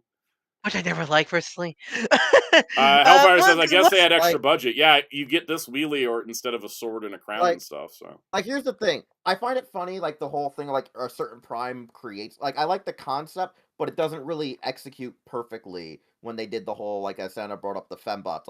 Saying that, Pretenders and, Animal Bots are supposedly, the 13th Prime's reason. No, that wasn't that Quintess. Onyx. Onyx is the because there was one version of the lore, all the female Transformers come from Solus, which means 1/13 of Transformers are female, which is crazy. And then all the Beast Formers come from Onyx, and I never liked that. I just like the idea that I more prefer just they were the first. Solus was the first female, Onyx was the first Beast. That just works better for me. I like it too. All right, next up we have Megatronus the Fallen. We've gone over this guy in past streams. He still looks great. Star Convoy. So I gotta click to my boy, Star Convoy. Okay, so I don't care what else Age of the Primes does. This is my favorite figure. So quick backstory on Star Convoy or Star Optimus Prime, which doesn't sound as nice. I'm not calling him Star Optimus Prime. If the official name was Battlestar Optimus Prime, I would have been using that. But no, this man is Star Convoy. So for people who don't know, let me give you the recap. Yeah, I'm ready to do this. All right, so in the Japanese G1 mythology, after Transformers Victory, they were going to produce a new series called Transformers Zone. That was not fully produced. Only one episode was made. Storyline. But the story did continue in... Yes, that's what I was going to get to. Was it, picture books? The storyline continued in the Transformers Battlestars manga and story sheets. The story sheets were like an image, a piece of artwork, and then there was like a text. Yeah. So basically, the storyline was played out through these like single images, and there was like several chapters of them. And so the way that it all worked out, let me tell you, a bunch of this is in the Viz Manga Volume 3. That's the way to explain it is these visuals were like how Hyper Hobby does those weird Gundam stories where it's just a bunch of custom the G Gundam 30th anniversary story thing on the website where it's like, here's a piece of art and then some text. That's how they were released, basically. Or I guess like the modern day, like they were like if you know the Transformers Legends manga stuff by Sakamoto, they're like that of the time of G1. So because of that, all the story of Star Convoy, who is a resurrected convoy, it was Sky used this piece, the Zodiac, because the Zodiac Convoy into Star Convoy. If you guys seen the Trigger animation promo short, if you've seen the shot of Die Atlas holding something, that is this thing, the Zodiac, which is supposed to be the creation of the universe, or the creation of the universe and such like that. So, they use that to revive G1 Optimus, not Jinrai, but G1 Optimus. G1 Optimus, into Star Convoy. He digivolves. And this is supposed to be like the final form of Convoy of Optimus Prime. And so it was him and Sky Gary, Grandis, and Six Liner all fighting against the forces of evil, including Violenture. Yeah, it was first Violenture, then like Ultraviolet, and Super Megatron. Yep. So because of that, the toy version of the original Star Convoy, they were all really large toys, but they only made Autobots. They never made Super Megatron. Because the gimmick of Battlestars, they're just giant playsets. They're playsets for the Micromasters, because the Micromasters are still being made. So he originally had electronics. However, every single feature minus the motor. Yeah. It was less electronics, they just motorized gimmicks. Yeah. Outside of the motor, every single feature from the original Star Convoy is on this new one, and he's fully articulated. So let's go through it. So first things first, here's his accessory loadout. He comes with both versions of the blast effect pack-ins. He comes with the little burst ones, and then also like the little shooty ones, plus a new one. He has the Micromaster Hot Rod, which then also comes with his mini trailer, because the original Star Convoy could actually hold 2 mini trailers on him. Does he come with 2 or 1? He comes with 1, and that's just how the original toy was done. Okay. And then he also comes with, of course, his blasters. So the way this guy works is, the Zodiac. Big old Optimus. He can hold Hot Rod in his chest as the Micromaster. You see this. He is a brave robot. He has a little mini robot going inside to him. Look, they made X-Kaiser like a year or 2 after this, so the line. I think the next year. The next year, the Transformers was dead, and then they made X-Kaiser. So they also had. What you're saying is you want to X-Kaiser? Yeah, Transformers is dead. But also they're making a new X-Kaiser in the T-Spark line, so it's really appropriate timing. So there is... Oh, did X-Kaiser come out before Star Convoy? Because Star Convoy was 91. Was X-Kaiser 90? Anyways. Yeah, I don't remember the date. It's about the Crow set that came before. Anyways. He's got the base mode, which is always been funny. Which is him doing yoga. There's a lot of the Battlestar art of like Star Convoy and Grandis in their base modes, and they have the robot modes popped up, and they're like aiming, like they get more firepower. My favorite thing about TJ Omega mentioned this when he was covering Star Convoy, where in all the final battles for each of Zone and Battlestar, it just them combined to one giant vehicle and shooting the enemy to death. Yes, they became a convoy. Yep. So X-Kaiser was 1990. Hellfire says the micro trailer, like the G1 version, was never numbered, unlike the rest, which was 0 to 12. But now the Titan class packaging calls it Micro Trailer 13. Because he's the 13 Prime. Cute. But this is the Micro Trailer, which it doesn't have a missile. Like, what it would do is it would be like a spring-loaded gimmick to shoot out the Micromaster. Now it's just a base that converts into a battle platform, which is also totally the hot fine. rod looks really nice. It looks like they, because all the Micromasters during Siege were horrible, but like I feel like the pack-in figures for Death Stars were fantastic, and it looks like he's hot following rod. the same which is design good scheme, which is cool. And then and then there's the box. And so on the back it does say MT13. Yeah, Micro Trailer 13. And they are specifically calling Star Convoy the 13 Prime. Yes. Because I know there's the whole was it a line where they have it the 13 is just Optimus, right? Right. Which I've never been big. I never liked Optimus being the 13th personally. I like base Optimus Prime. I like the idea of Star Convoy being the 13th because I like the idea an evolution, right? Yeah, because I like the idea instead of like the 13 like lost his godhood, then became Optimus Prime. I never liked that, but I like the idea here where because of the you can have Optimus ascend to be the 13 Prime. Like there's like the new 13. I like that. That's how I have headcanon. I like that better. Because it feels appropriate, since this is G1 Optimus' final form in canon. The one thing that I really hate too about Optimus Prime and Rodimus was like that lore that they're both also reincarnations of previous. Yeah, I never liked that either. Yeah, I'd rather them just be I like that. Like I only like the idea. Like I like the idea that like Rodimus might have been versus Optimus because like Rodimus I think fits better than Optimus, movie, making him like the chosen one. Mm-hmm. Yeah, because they made him the whole chosen one thing to defeat Unicron. Yeah, because essentially him Optimus being the 13 is like such a I don't know. Yeah, because I feel like Optimus being the 13 loses the whole journey of Orion Pax to Optimus. It negates Orion Pax basically. Yeah, because the whole thing about Orion, and such how like Transformer 1 showed where Orion earned the Matrix to become Optimus. So, but like if it was him, if he was the 13, that was just like, oh no, he just chosen Jesus man scenario there. So yeah, two business things on this. First of all, he is a Titan class, but he's not $200. The press release said he's also not 90, giant, which is wrong.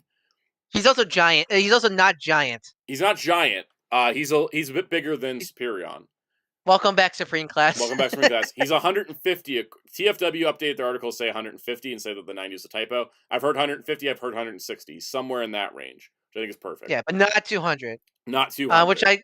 Which honestly, this opens the door because they're running low on Titans to make like city formers and ship formers guys to make. That can be 2 feet tall. We were running out of, and also like Muteki says, save space. I like this. The other thing is that the reason why this guy can be retail. I'll just run down this. We're not gonna debate this, of course. It's the Optimus excuse. The Optimus excuse. He looks like a G1 Optimus Prime evolved, right? So the casual audience looks at that and goes, "That's an evolved G1 Optimus Prime," as opposed to something like Starsaber and Omega Prime. Let me talk about that in a second. But with this guy, he looks like a big ass Optimus Prime, so it works. But let me finish. Let me finish. Death Saurus was going to be a Grimlock retool originally, but they used the Haslab format to bump him up to a full new mold. When it comes to Victory Saber and Omega Prime, Star Saber could probably sell because he's really cool, but Victory Leo is a hard sell. With Omega Prime, RID Prime could sell, but Ultra Magnus is the hard sell. With Star Convoy, he's an all-in-one package, even though he kind of combines with Grandis and Skygary. They mostly just stack on top of each other. Yeah. He's a solid package, and that's why I think they can do it. But it does open up the door to like other figures that could fit in that price point, not necessarily having to be Haslab if they can be complete packages. Yeah, and also people like showcase look at all the consoles. All half of them are blast effect pieces, which is pretty much nothing at this point to the budget costs. 11, 12, 14 of them are blast effects, and those are already they don't have any cost to them anymore. They've used those so many times now. Yeah, and also people you can mention he has 3 modes. I mean, one mode is just him doing yoga. Yeah. He's not that complicated. Which is accurate to the original toy, but it's still just it's not Omega or Victory Saber where they have full combining engineering in them and such. Those places say Star Saber and Omega makes sense to be Haslab because they need that extra budget to do it and such. Falcon's Tech says something interesting to notice with the Deluxe and Voyagers in Wave 1. They have significantly fewer gaps in the plastic compared to similar figures from the past few years. I'm wondering if, you know, when Ryan, do you remember they said that they're going to go to less waves per year? Yeah. I'm wondering if less waves per year means more budget per wave. Well, I mean, I imagine that's why they revealed the commander class right away. I wonder. I think so too, because I was wondering also if marketing also. Yeah, that's marketing. Also in our case. Because if we're going to 3 waves a year instead of 4, I imagine Transformers still have the same budget. But I think it's better because especially since the U series and Generator are just one line at this point now. I think this probably helps people more because trying to buy 4 waves of gens and then how 4 waves of Studio, 4 or 6, because Studio also do like, here's a new wave, it's one figure, and I'm like, yeah, because Studio series is not waves anymore. It's just kind of like, here's a new one scenario. I think this helps manage things better if it's just 3 waves of the main line and a here and there figure of Studio series and such. Anyway, Star Convoy, day 1 purchase for me. I love him. All right. No, definitely. Red Alert. Red Alert. Armada Red Alert is looking pretty rad.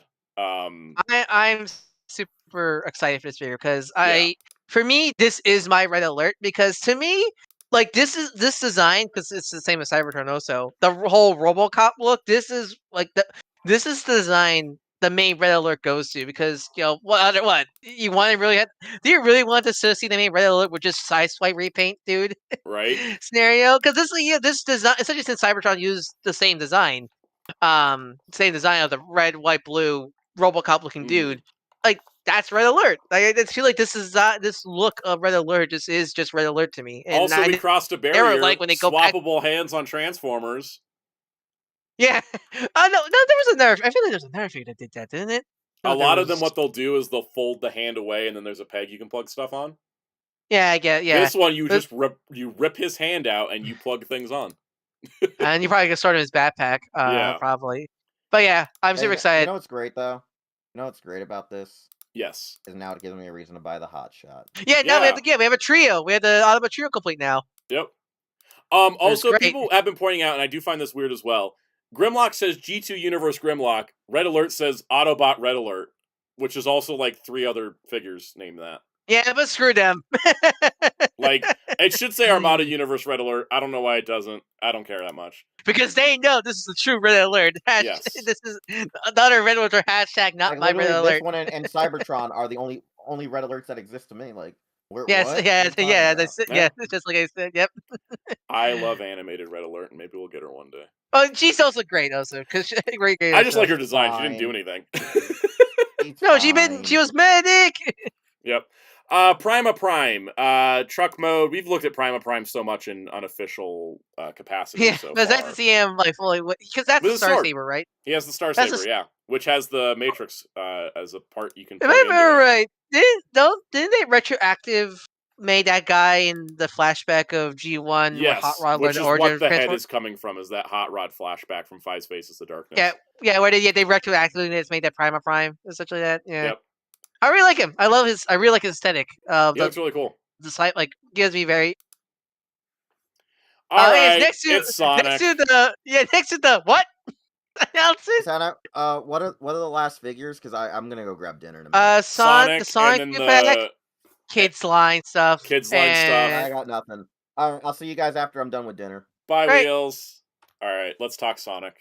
So the most what the hell reveal of me because we were just chilling, and then Sonic came speeding in with a 2-pack.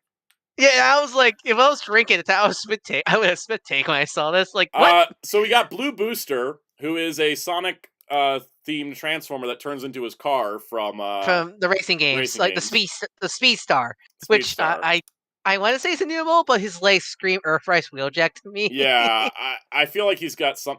He very like if this was made like 15 years ago, I'd be like, oh, it's RID Dead End or Rise Revenge of the Fallen. Combined of. Yeah. Also, I find one of his weapons because it says he are a ring shield, which is really cool, but his blaster, an infinity box. Yeah, invincibility box. Like, What's he shooting? Is he shooting visibility rays at people? Like, how He's does like, that work? you're invincible. You're invincible. Like, yeah, it's kind of weird. He's a support unit. It's like, Sonic, no, you're giving the enemies invincibility power-ups. I will say the better one of these two is Wingtail, because second ever biplane transformer. Yeah. I do like they make the tail, like the bi-wing tail, like tails as two tails. Yeah, it's really clever. I'm also really impressed how in the vehicle mode you can barely see the yellow sticking out. Yeah. Also, as tradition for tails for some reason nowadays, he has a gun. That's just straight up gun. Everybody just like, cute character needs gun. He does look angry with Spin Dash. Yeah, he looks so angry. I know that in like Kids of Future DC, after like profile for Cybertron as like Transformer, Sonic and Tails transform. I think there's a mechs for Sonic and Honestly, Tails. yeah. Personally, that's my headcanon for them. Sweet the Crow says, do you think they'll use some of this tooling for Power Glide? Maybe. I mean, yeah, he does have a similar silhouette. Got a similar, yeah. It's got a similar vibe. Spin Dash said we need a Shadow and Eggman Decepticons. We need to remold Age of Extinction Galvatron into Eggman. That was the truck he used in the first movie. I would say also, because I know that's just the packaging is the current Sonic style guy, but man, this kind of weak bootleg Transformer vibe. It so does. I know that's the current style guy for Sonic merch, but guy looks so like fine in your local BMM or something like that. But instead, find at your local Target, because apparently it's a Target exclusive for some reason. For some reason? It's like when Mando was a Walmart exclusive. I'm like, why? Yeah, I mean, I'm pre-ordering these because I'm a sucker. I'm going to buy them too. Oh god, sorry. Jump scare, terrible kids' toys. I just want to linger on this moment for a moment. All right, so to catch people up, because we didn't cover them when the Marvel line got revealed. So Hero Mashers are back.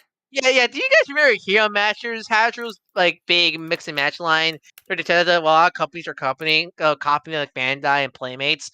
Want to bring it back, but now it's called Mix Mashers. Yep. So Hero Mashers are now Mix Mashers. So they revealed showcase the Marvel ones because I want to showcase the weirdness of this new line. It's the neon color joints. Because they don't look too bad on these Transformers ones. Because they kind of blend in with the designs. But the Marvel ones, they use an ugly ass neon. Masters. I can't find Mix Mash. Oh, there it is. I found Iron Spider. That'll work. Yeah, they use this ugly neon yellow for the Marvel ones. They really want you to know where the joints are. And like it looks like it blends in with Iron Spider better, but like on Captain America it looks horrendous. The Venom has yellow joints. The Venom parts he comes with have yellow joints. No, not my beloved Skybite yet. I don't. These don't look nearly as good as Hero Mashers did, and those also didn't look great. But like at least Hero Mashers had a charm. They were like chunky, like stylized action figures. Here we have Evergreen Bumblebee. Yeah, they're also using the Evergreen design, which I'm getting so tired of now. and we have Evergreen Primal. Why are there more stock images for these stupid things instead of the actual like regular Transformers? Main toy line, yeah. Oh yeah, Megatron, which I'm assuming is like some kind of deluxe pack or something like that. Yeah, he's a deluxe pack because it comes with parts of other things. His tank legs are freaking stupid. Look at that. No, he's just trying to cosplay his Boombreaker. He's doing a bad job. Also, why is it this one shot? It's like, oh, here's a leg that's super huge. Huge, here's his tiny leg. Again, why are there more photos? Optimus Primal, at least, I mean, it's nice we at least got a Beast Wars thing. Well, I mean, because they made Evergreen Primal design around the rest of the Beast time, that's why. Yeah. He looks the most decent. He looks the most decent outside that, at least. The blue color works for him as an accent. And then here's Optimus, who's also a deluxe pack, who comes with like. And he's also again that goddamn Evergreen big boy design. Pants, big boy shoes, and big boy arms. Welcome back, Super Mode Optimus. Yep.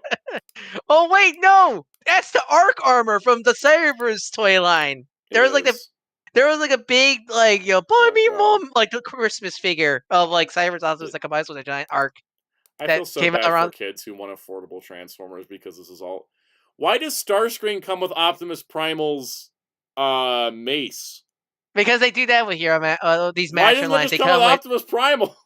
Because they want to showcase the mix and match feature. That's why. That's why they do that. That's why you had Deadpool coming with a Carnage arm or something like that, or Rocket coming with a Nova arm and such like that. They want to showcase the mix and match features. These toys are dumb.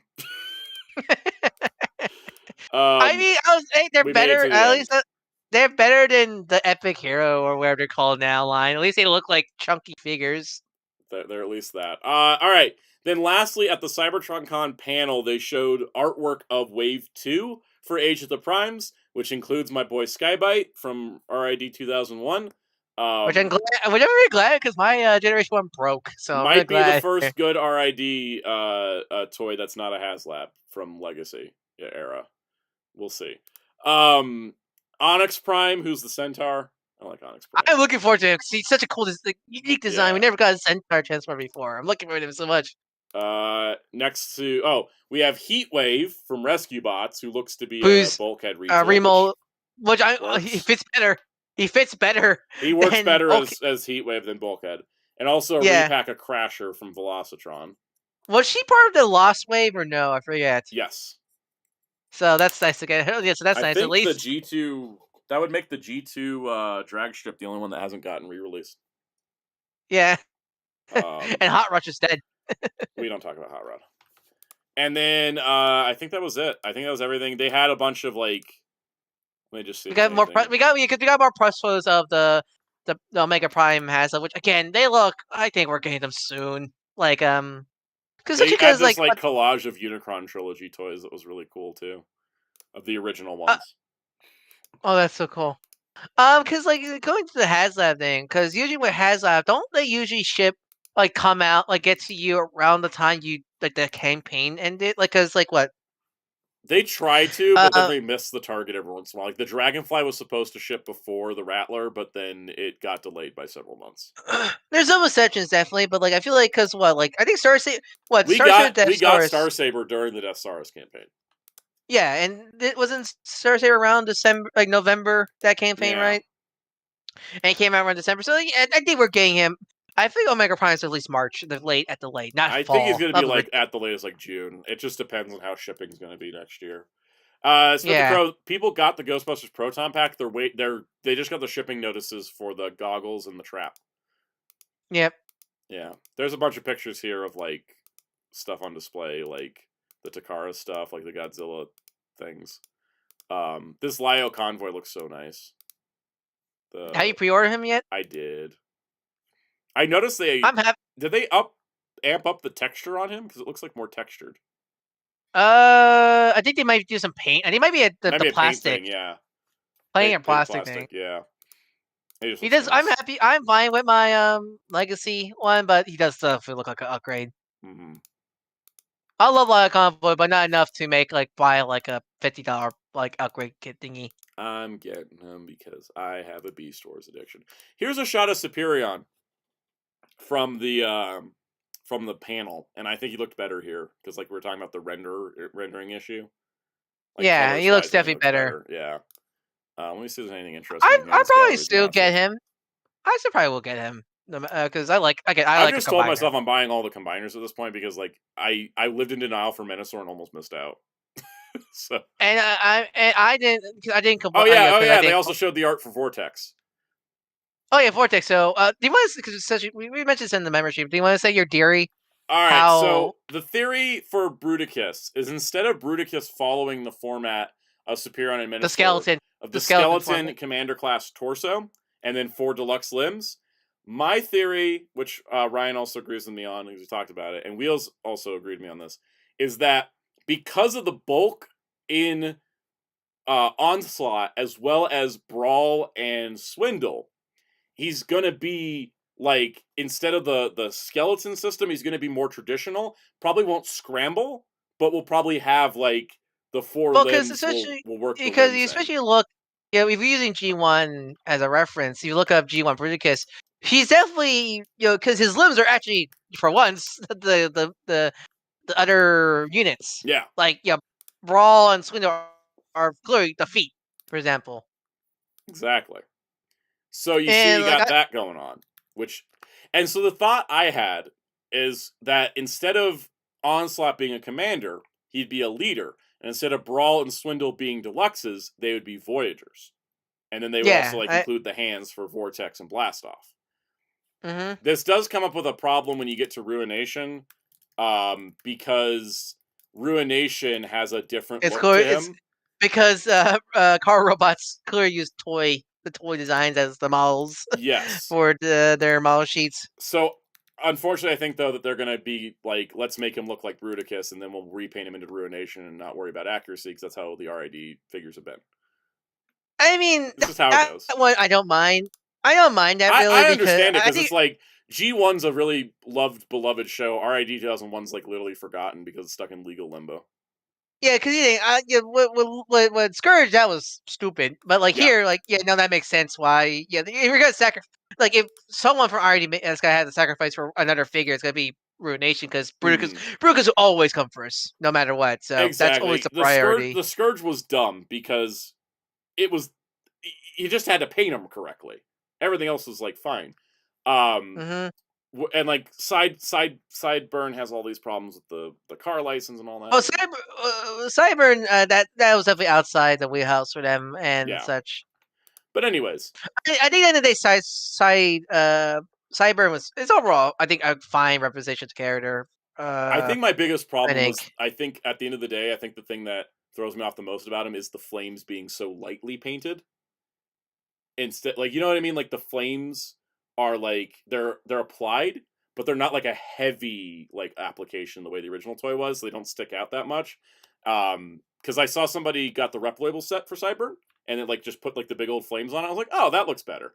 But the robot mode's fine. I don't have a problem with it. I like the metallic flame paint job on the figure. Yeah, I think I also run into the nostalgia thing because RID 2001 was my whole big jam. So I apologize. I get nitpicky with RID. That being said, and not Beast Wars, funny enough. Yeah, no, Beast. I think because with Beast Wars they haven't given me anything to be nitpicky about. Beast Wars has been pretty solid, whereas RID. But I also the thing with RID is like it's a filler line no matter where you go, right? For Takara, it was a quick filler to bridge the gap to Armada, and then to bridge the gap to whatever was next, and then for Hasbro it was a quick filler for Armada. because Car Robots it wasn't the case because since they didn't get Beast Machines, there was no Transformers line for that year, pretty much, so they had to. So they were like they waited so long on Beast Wars medals, they didn't want to do Beast Machines. Brave was over, and those designers needed to do something, and so it's why RID's like Car Robots is so cobbled together, right? You have Autobots or Cybertrons versus Predacons, and then like all the Predacons except for Megatron are repaints of Beast Wars toys. Both Decepticons are repaints of G1, G2 toys, and then all the Autobots are like new molds. But then they reuse the G2 Spy Changers and they reuse Fortress Maximus. It's like it's.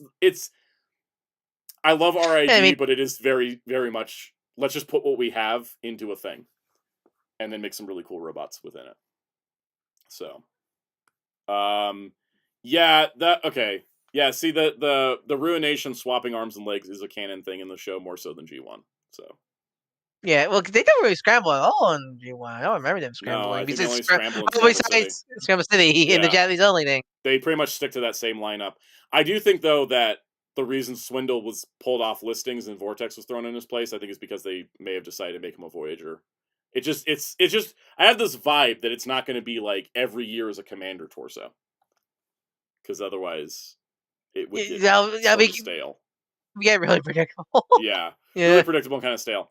Last thing from these images I wanted to point out was Star Convoy being bigger than Superion, so you can kind of see the size scaling.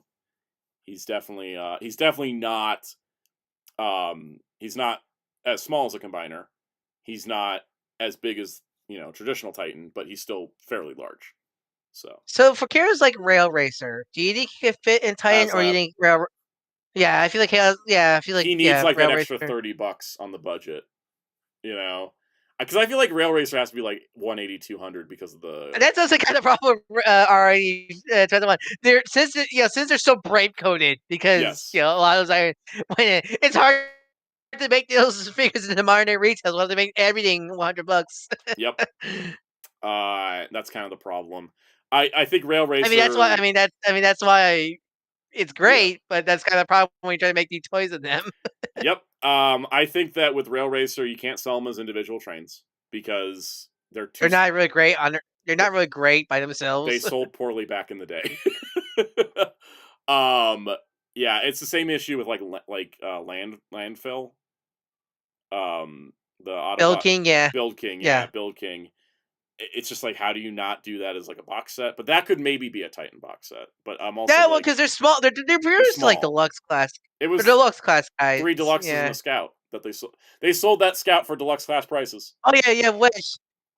Right, yeah, Wedge is practically a scout. Wedge is a scout. They sold at the price of a deluxe, and I found old forum posts. People were so pissed about that. The way that people get mad about like animated Bumblebee now.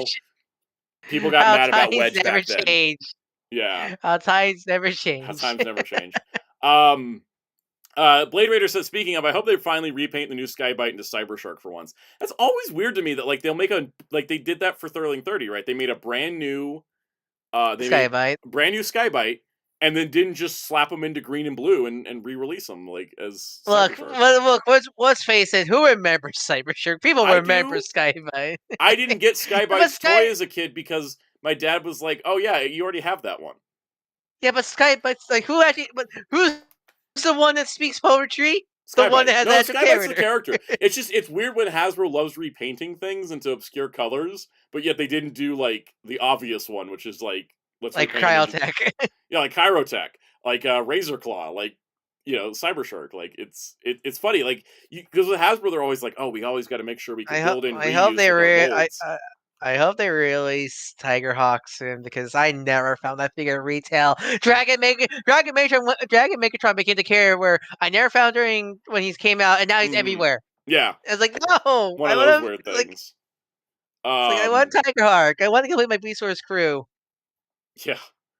Blade Raider says, I think most 3-part combiners can go into a single commander release and be about the size of Armada Prime and Magmatron, but the new Titan price might give more room. Yeah, I think that's definitely like the nice part about the Titan price being definitely more than Commander, but not as much as like trying to get to 200. Yeah, like Haslab prices. I think it's good to have this mid range. But yeah, no, I think I think the only Age of the Primes reveal I don't want is G2 Grimlock. And he's just a filler character, to be fair. Yeah, I think G2 Grimlock and Crasher, but everything else they've shown, I'm in. R.I.P. Wallet. But hey, look, Crasher has historical value. Yeah, I already well, the thing is, I would have bought her if I didn't already have her. Well, yeah, I mean, that's the whole point. Yeah. That's of course you're not gonna get her because you already have her. Of course. Yeah, like I'm so happy she's getting re-released, but it's like Galaxy Shuttle. I'm like, I'm so glad he's coming out. I'm also glad I don't have to spend $55 right now because I already did. Have any Wayfight even come out yet? I haven't seen anybody have them in hand, and it's tricky to check eBay listings for like loose listings. It's like, how does Cosmos look different? How does Galaxy Shuttle look different? And also, how many are those just stolen from the factory? Yeah, exactly. So it's interesting. Psycho said Cybertron Scourge could be repainted into Predacon Bruticus. Actually, that could work. Which Predacon Bruticus? There was two of them. RID. The 3-headed one. That's what. Yeah. No, oh wait, no, I was thinking Predaking. Because there was also they had wasn't there like a blue Scourge? Yeah, there was a blue Scourge in Universe. Let me find out. Or was that con exclusive? Let me see. Oh my God, he was in the Cybertron line. He was. He was a repaint. Cryo Scourge. His name's Cryo Scourge. They'll never make him because his name's Cryo. Which I think was supposed to be a reference to Cryotech. Yeah, I think it was a Cryotech reference. Yeah, because he's an ice dragon instead of a fire dragon. Psycho said Pulse UK is shipping Cosmos on the 18th. The other dates don't match. God, it just wonder if they don't do as much Cybertron, I at least want all the planet leaders. But yeah, or right in Metroplex. Can make Evac and Scourge. Just give me Evac and Scourge. That's all I want. Yep. A weird twist. Evac's a retool of Blades. But from Rescue Bots? From Defensor. Oh, okay. When you say Blades, I just think of Rescue Bots because that's an actual character. Because it's an actual character, not just an arm. Yeah. Because Blades was also like the rescue helicopter shape with the round nose cone. So it's like I say Blades. I say that because I totally just spaced it. They recolored Evac into Blades for Universe. That's why that's in my brain. Maybe they do that in general. But I kind of hope they do. Speaking of Blades, I kind of hope they do all the rest. I love the idea of like having the rescue bots grow, quote unquote, grow up to the main line. I've never even watched Rescue Bots, but yet I own all the Rescue Bots like legacy figures. Rescue Bots is very good. It's the least preschool show ever. It's like it's sadly a preschool show, but it doesn't feel like a preschool show. Unlike Spidey and His Friends or something like that. I've heard nothing but good things about Rescue Bots. There's also a musical episode from right here. Oh, that sounds like fun. I love musicals. All right, I think we're ready to wrap up though. I'm getting hungry. My stomach kind of hurts. My wallet is dead. It's in the background. I think Hank fell asleep playing Marvel Rivals. I think he got killed, man. He got Jeff the Land Sharked. He got Jeff the Land Sharked, and he's like, "Nope, I'm just gonna take a nap, thank you." Yeah. What do we got going on? What's on the schedule for this week on the channel? Outside of Blazar, I'm not exactly sure yet because of behind the scenes factors I'm not going to talk about. Sound out quick, make a new Justice League Christmas party, the West Coast Avengers Christmas party. You have all the caterers.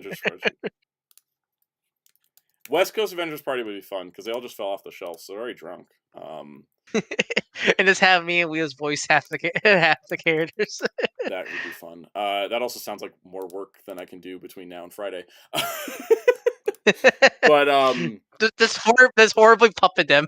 Yeah, there'll be something on Friday. I'll figure it out in the next 72 hours. Impromptu another impromptu Marvel Rival stream.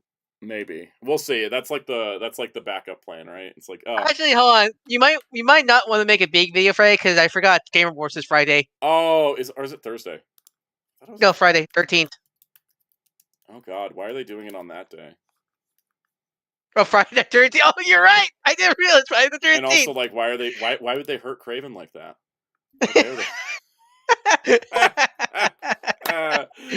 And we roll all the way back around to the top of the show. Let's see. Yeah. Anyways, Game Awards are the 12th. Oh, is it? Is it Thursday? Is it? I thought it was the Friday, or is it time zone day? I'll go look up. Oh, it's Thursday. Yeah, it's Thursday at 5:30 my time, 7:30 Eastern. So. Oh, it's Thursday. Fuck no, I have work. I have work the next day because of scheduling conflicts. Yeah. Oh, that's Lower Decks night. Anyways, I probably won't do a big video this week anyways, because next week's going to be a big video. It's Sonic 3 release day, so you know what that means. If you've been following the channel, it means it's watch guide time. Yay! I gotta work on that. I think that's it. Oh, the shorts this week will be the Ultraman Arc Figuarts. I'm putting Arc into one, and then the Solus armor and Luna armor into another. So. Yay! I thought about fitting it all in one, but it didn't fit. So I was like, "Oh, just split." If you're gonna do the Blazer video, are you just gonna speak in caveman language the whole video? Maybe, but I think that's how I lose all traction I've been gaining on the channel. So maybe not. I just keep playing the Blazar Brace toy as like my yes. But yeah, Blazar video on Wednesday, something Friday, and you act as a translator for it. Yes, that'd be funny. I think it would get really irritating after 20 minutes of hearing that while my hand's waving in front of a menu. All right, I think it's time to wrap up. You want to plug some stuff? You can follow me at Dark64 on YouTube and Blue Sky. Do art commissions like the one you see is channel. You want any feel free to DM me either Blue Sky or Soundout12 Protocol. Link in the description below. Yeah. Go check out Fighter Kaus's King of Fighters stream tomorrow. I'm not going to be on it. Because he's dealing with real life stuff right now. So he's dealing with stuff right now, so he can't promote it. But go watch the show. I'm not going to be on it tomorrow because I have a doctor's appointment. But go check it out. Stay tuned for videos. We'll be back next week for more fun times, and I don't know, maybe not. If all wheelchair on wheelchair 21, and check out awesome website hero-club.com. I should put the Hero Club link in here because the dash always trips people up. If only that Singaporean fight club didn't take our name. before really? he made it. Wait, is that really why? I forget. Wheels can tell the story better. There's somewhere in like I think it's Singapore that like has HeroClub.com without the dash, and we're like, guess we're Curses. the dash. All right, see y'all next week.